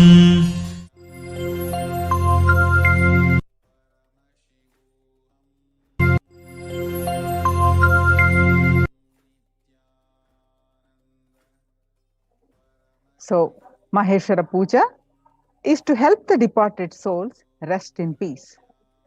This is the offering of food to the master along with his monastic disciples. Offering of Maheshwara Puja is one of the oldest recorded ritual in the Vedic tradition. This is offered to help the departed soul rest in peace and gift enlightenment to the soul. Maheshwara Puja is a very important process for completion with any departed soul. In Maheshwara Puja, the Supreme Pontiff of Hinduism and all his sannyasis become an empty space, the bridge for the Sraddha, Pinda, the offerings, the oblations to reach the Pitrus, your loved ones, the elders, or any departed soul. According to the tradition, there are three places: Brahma Kapala in Badri, Kala Bhairava's body in Varanasi, and Vishnu's Paduka in Gaya.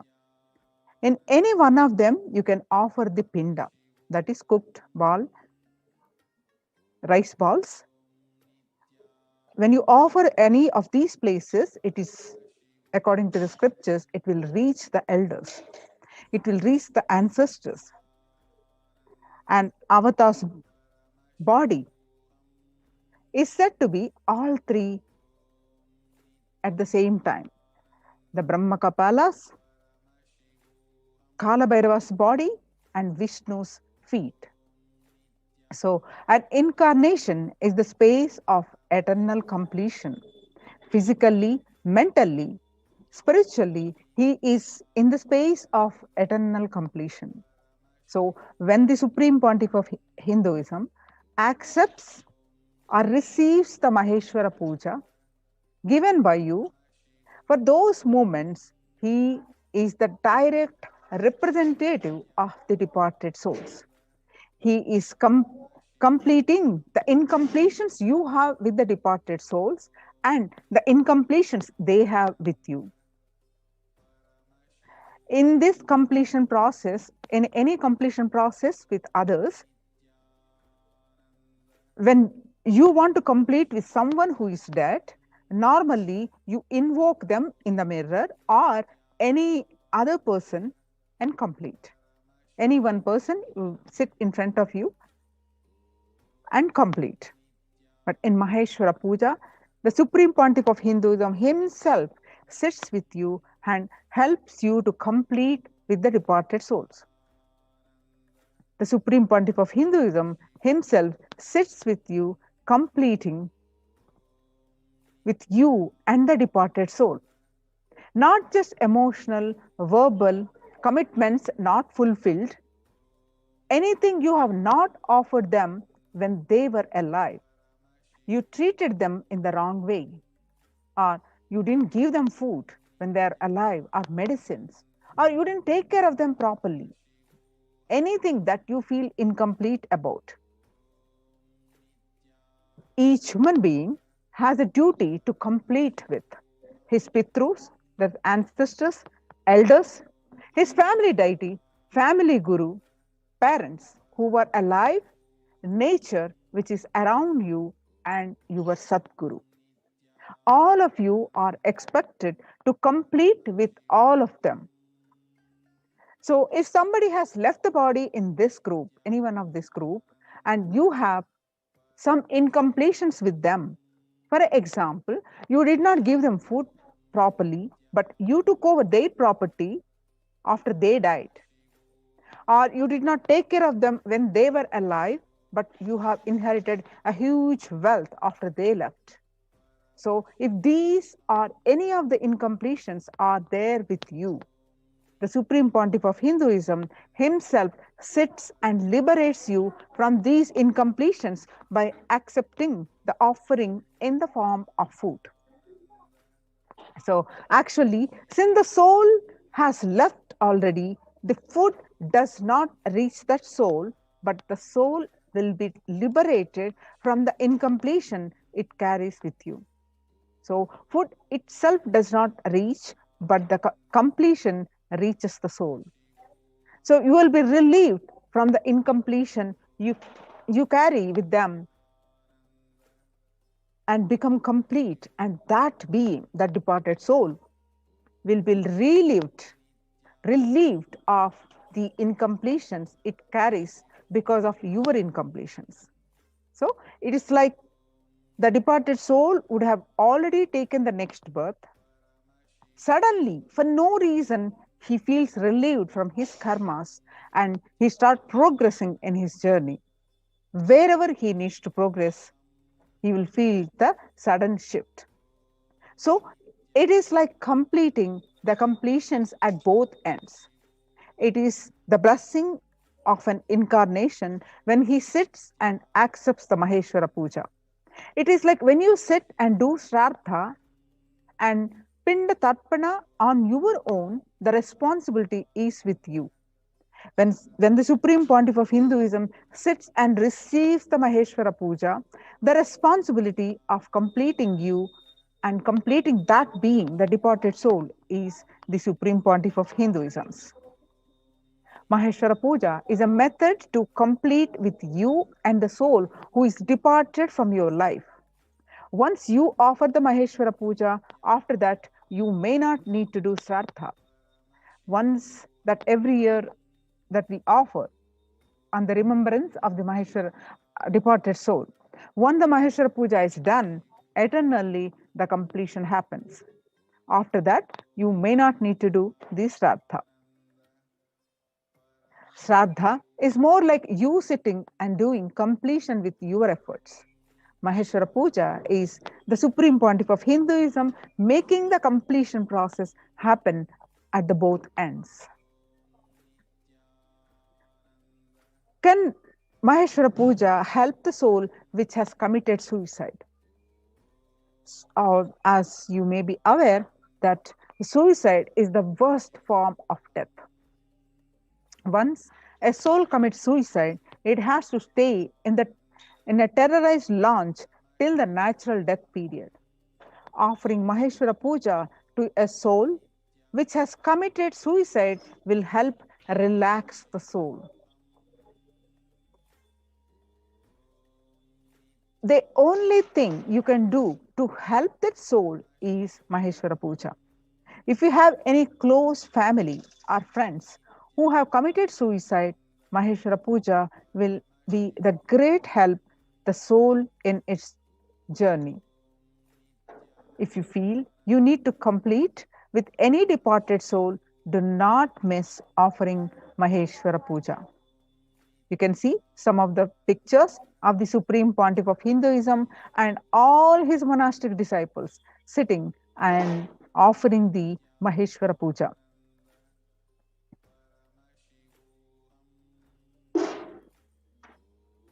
No matter how many births the person would have taken after leaving the body, and no matter if the person has met the master in his life or not, the avatar can intervene and make his presence available in the departed soul's life and lead it to enlightenment.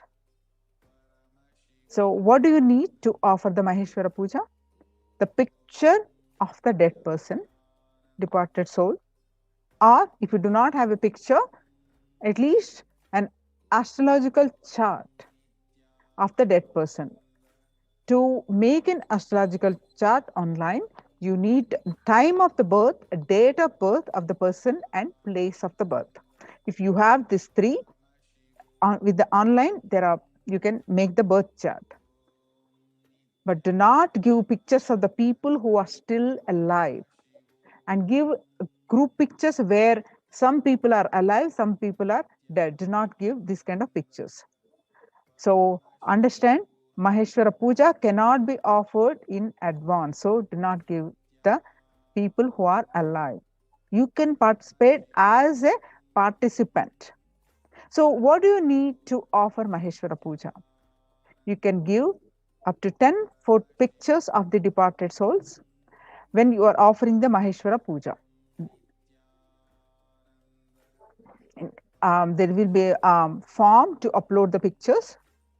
So if you want to offer the Maheshwara Puja, you can go ahead and make your offering. The link is projected here, and you can enter the details of your offering and upload the pictures. All these links we will also be posting in the chat, or you can reach out to us. The links are projected on the screen. Its gate is https://gateway@nithyanandahinduuniversity.org/product/Maheshwara Puja.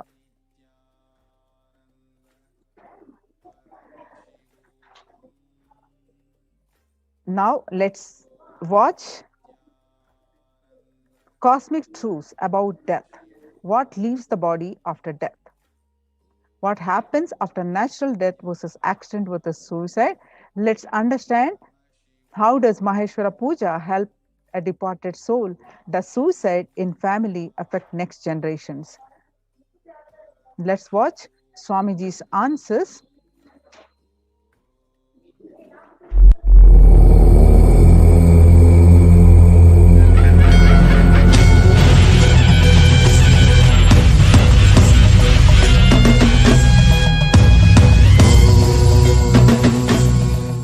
Nithyananda. Go ahead, ma. Swamiji, I just wanted to share something. This is not a question, but I actually went to Badrinath, to Brahmakapala, to do the Shraddha, to do the Pinda Tarpana for my ancestors a few years ago. They told me I cannot do it because I'm a female, and you have to be a male, and you have to be the eldest son in the family. So they have a lot of restrictions. So it's not very easy to do those, and I think the Maheshwara Puja, it's just we sit right here and it just happens. We don't have to worry about, and nowadays the roads are not even accessible very easily to these places. No, not only that. You see, listen, in that rituals, in the 13, anything related to the dana women can do, like a godana, budana, swarnadana, vastradana, annadana and all. Rituals, basically women are not allowed to do in the later days of Hinduism. The post-Shankara time, the all rituals were banned for women. That is the reason this rule came. Okay. But originally in the Upanishads and Vedic period, there are records, women doing Shraddha and even last rites. There are tons and tons of records and enough of records. And even the Shraddha mantra, in Shraddha mantra, where the priest asks the person who is giving Shraddha to hold the rice and the til, he addresses male and female. Please understand, he addresses masculine and feminine. And there are at least few places we have enough references and enough of evidence where women were asked to give Shraddha and participate in the rituals. Now what you are saying that in Badri it is not happening is just recent times, maybe last 600, 700 years, the male chauvinistic. That is the reason the Shraddha was stopped for women. You guys take this reference and go and do Shraddha in Badri and tell them, my Guru is Mahamandaleshwar, he has given this reference. You tell whether this sutra is right or wrong. Yes, Swamiji. Is this sutra original? Is this mantra original? Yes. He says, yes, it is original. Then allow me to do Shraddha. That's all. Yes. Swamiji, Pitru Doshat Kaga Pandra Puja, Maheshwara Puja is the same? Yes, it's one and the same. Swamiji, what if we don't have any photos or any birth time? No, I cannot do Maheshwara Puja. You have to have either birth chart or the photo. Without that, I won't be able to offer. Swamiji, go ahead. While in Kailas, with you, we paid the tarpana, whatever the. Then I think that's enough. That's enough. Okay. Second is, when you say they will be relieved of all the, after the Maheshwara Puja, relieved of all the karmas. I thought it's only the incompletion. All your karmas are actually incompletion. Even the past life? Yes. Okay. Even the need for breathing is an incompletion. No, but my question is this. In the present life, there are the incompletions, let's say. But the karma is also from the previous life with somebody else. In the past life incompletions only, you bring it as a karma in the present life also. with the same soul? May not be same souls, but the carrier is the same soul, na? Say, for example, past life you would have had a fight with your husband. This life you may be having a fight with your wife. But the pattern is same in as far as the recording inside as the karma. Right, but it's like my father. I might have incompletions which I took care of in Kailasa. That's all, that's enough. Right, but this previous Jalma, what happens to that? I say, when in the Kailasa, when we gave Shraddha and all, whatever is other baggage he has, that also will melt down because we have given it in an elaborate way. Don't worry. Thank you, Swamiji. Swamiji, you said 13 days, within 13 days if you do Shraddha, the soul which is born will get released of all the karmas. And suppose he has taken another birth, and within that 13 days if we do the Maheshwara Puja, he will, in another body he will get enlightened and leave the body as well, or? No, he will leave the body and he will not have karma. He will not take another one body, which means enlightenment. Okay, but that life No, that body which he has taken itself will be dead. Okay. The child will be dead within maybe 4 or 5 days. Even if it's a healthy baby, the moment you have done your Maheshwar Puja, So the milk he drank, he will digest for 3 or 4 days, and that's all. How about the incompletion that the parents have towards the children? Each soul is an individual soul, and their journey matters. They will have another one kid, that's all. The individual soul's journey is more important than any relationship related thing. That comes as first priority. Second only this. Swami, ஒரு சின்ன சந்தேகங்க. What happens if the 13 days passes away? If the 13 days is passed, I won't be able to liberate that child immediately. The further accumulation of the karma and the incompletions can be reduced. Life will be better without the influence of this load. That's all. But immediately the child cannot be liberated and all.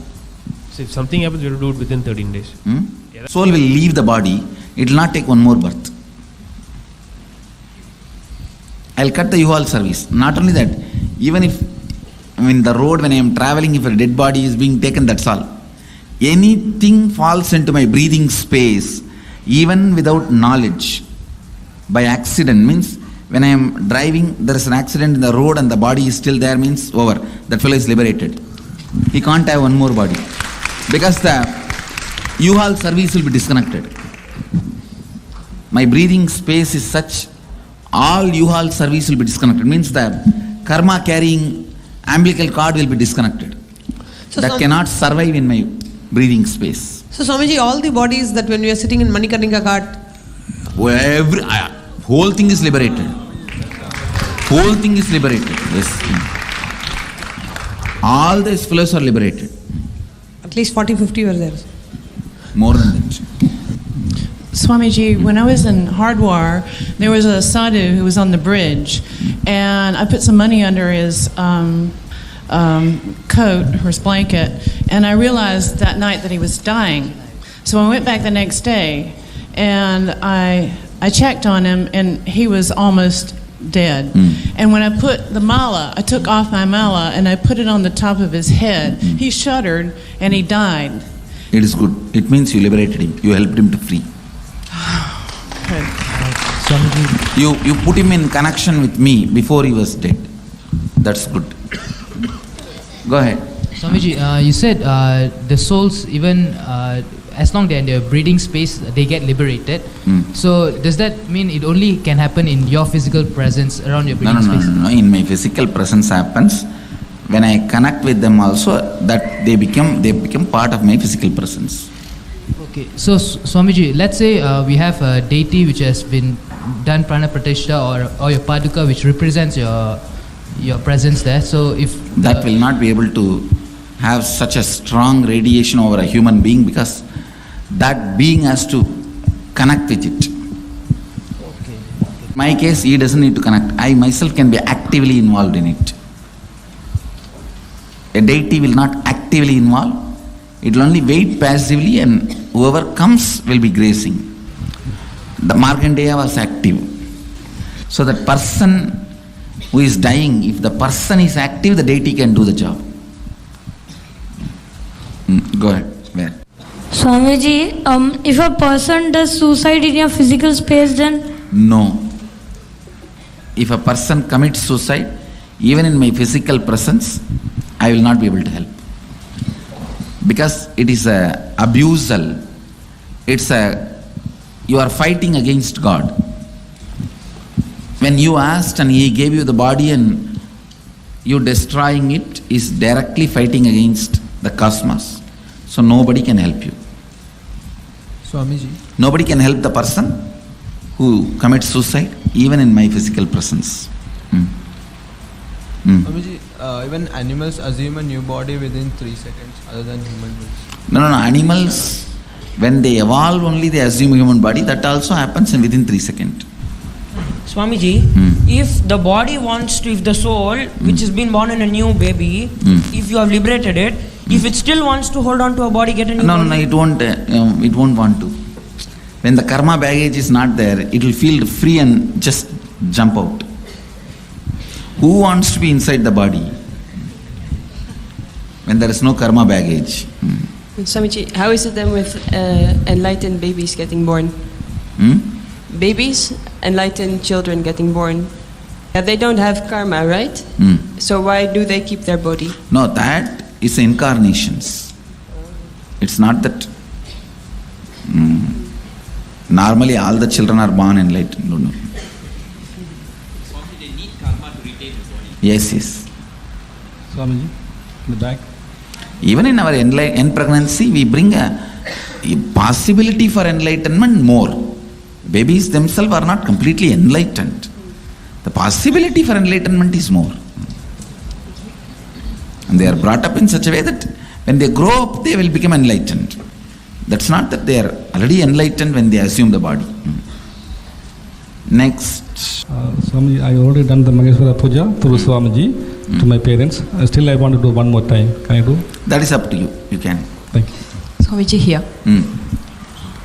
In the presence of energized padukas or deity or any object, if the person is leaving the body, will it become less what painful? I'm saying, no, that person, if he actively connects with me, I can do, but not that his feeling connection doesn't exist. See, when it happens in my physical presence, that person's active connection is not required. I'll do the active job. But the Padukandal, that person has to be actively connecting it. Will it be less painful for the... Surely. Not only less painful, even liberation can happen. Thank you so much. much. If that person is actively connecting. Thank you. Swamiji, the children who they die within a day or two of their birth, that means are they getting liberated or they will be... Yes, they will get liberated. Within 13 days, because as you said that karma baggage... They won't have the karma baggage, okay. So immediately liberation only. Okay, thank you. Swamiji, I wanted to share one experience. When I did my first Maheshwara Puja for my dad, since my dad died about 10-15 years ago, I didn't do any tarpana. That was a deep guilt in me that I should have done, but I didn't do. But that was an opportunity to perform the Maheshwara Puja. When I did the Maheshwara Puja and when you put your food in your mouth, I felt that something dropped from me, a huge weight. I physically, it was like a gross feeling that something left me. Because I had doubt also. How could this be liberating my dad and all that I was having? Because only 3 kshanas you need for you to take the next body. Since he died about 15 years ago, how could that happen? And all those things was running in my mind. When I did that, I felt that this was more than what I would ever imagine to do. Thank you, Swamiji. Swamiji, one more question. Do the karmic laws affect incarnations the same way as they affect human beings? No. So incarnation can never accumulate bad karma? No. It doesn't touch me. Oh. Then? I don't know, I'm just asking because some people thought you face so much harassment and all that is not because of any bad karma. Now you are also harassing me. What can I do? That is not because of my bad karma. I decided to be patient and answer you, that's all. I have a question about in medicine, like assisted suicide. Is that also bad? Like, yes, suicide is bad in every angle. The Vedic tradition, Hinduism does not accept suicide in any form. So even if the person's like suffering, you shouldn't do that. Even if the person should be kept alive with all possible available scientific inventions, discoveries as long as possible. And if doctors should not do euthanasia. Yeah. Mercy killing, doctors should not do. At least for all my disciples, I tell you guys, even if you do mercy killing, you will be prosecuted for murder in the cosmos. Okay. All right. So never ever do that. Okay. Never ever do that. Yes. All doctors, please do never encourage mercy killing. Never be part of the mercy killing. Don't even be a passive partner in that mercy killing process. Cosmos records it as a murder. So even if your country law accepts, cosmic law doesn't accept, so you step aside. You tell them, my religion does not agree with this. For religious reason, I will not approve or encourage, be part of it. You be very clear about it and step aside. It is straight murder. It is straight murder. Nothing can be done. If somebody is attempting suicide, that will be hanging as a ghost forever till that natural time of moving to the next body comes. Accident, he will not have suffering because he is not destroyed himself. I'd like to participate in this Swamiji in the puja, but I won't be able to sit on the floor. Is it all right for me to sit on the chair? You see, the Shraddha, it's a ground ritual where the food is supposed to be spread on the floor and offered. That is why. Okay, thank you. Sitting on the floor will be as important as I need a photograph. Can I offer the puja to my husband's grandparents who I've never met? Whom you never met? Yes, you can offer.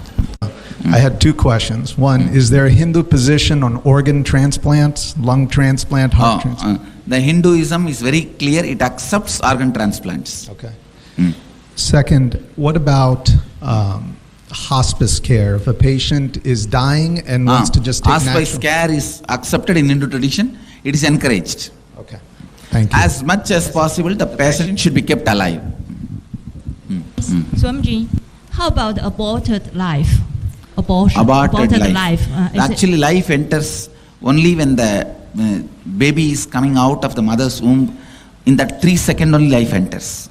When the baby tastes this prana, the breathing, the breath of the world, only at that time life enters. So inside the heart beating and all is an extension of mother's heart, mother's life. Thank you. In one body, please understand, inside one body, two lives cannot exist. Swamiji, there is a condition of newborn baby where the kidneys are not developed, so the lung is also not developed. So the baby is put on the breathing machine support, and the whatever 24 to 30 hours the baby was there on the support. So there is not a clear, we were unable to see whether even adding a blood pressure support medication for a low BP, whether will prolong the baby's life or not, because the lung is not developed, so the baby is going downhill on the breathing machine support, which is considered maximum for the breathing aspect. So you have done everything best and then baby dies, no problem.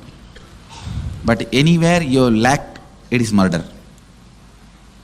That's all. We were not sure at the time whether even adding the blood pressure support medicine. No, what I am saying, you had certain medical intelligence. With that, honestly, you supported only life. Okay. That's all. Sure. There ends. Swamiji, one more question. The brainstem death which we certify.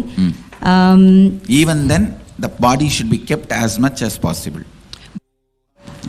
Because after the group of specialists certify the brainstem death, they actually withdraw the breathing machine support and all the medications.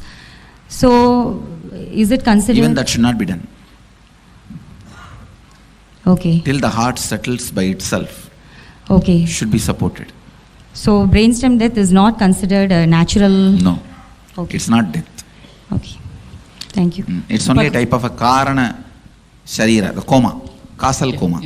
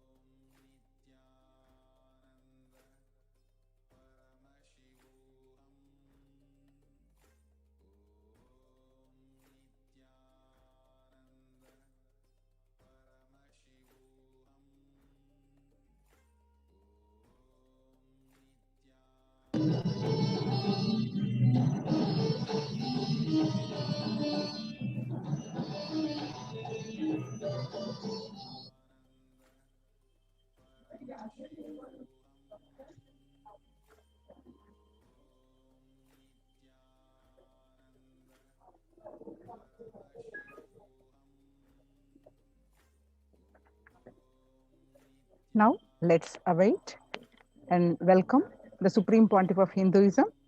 Let's sit with a deep space of gratitude to receive the Supreme Pontiff of Hinduism. Let's chant the Mahavakya. Om Nithyananda Paramashivoham. Om Nithyananda Paramashivoham.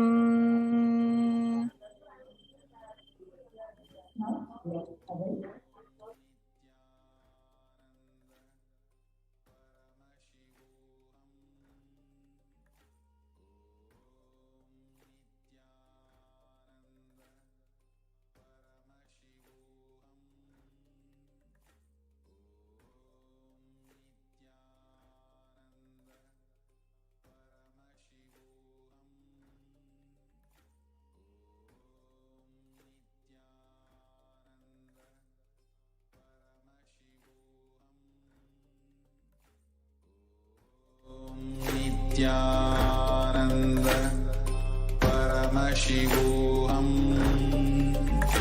Om Nithyananda Paramashivoham. Om Nithyananda Paramashivoham. Om Nithyananda Paramashivoham. Om Nithyananda Paramashivoham. Om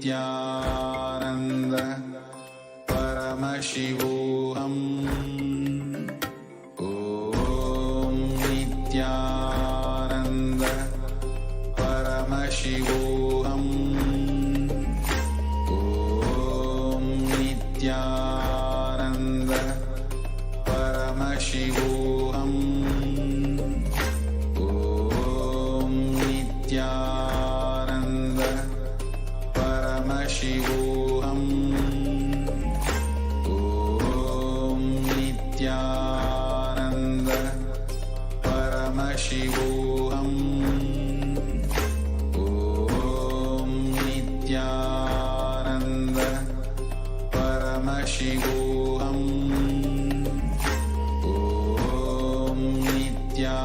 Om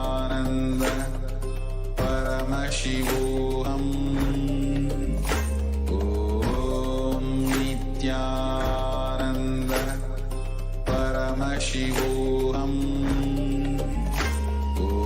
Om Nithyananda Paramashivoham. Om Nithyananda Paramashivoham. Om Nithyananda Paramashivoham. Om Nithyananda Paramashivoham.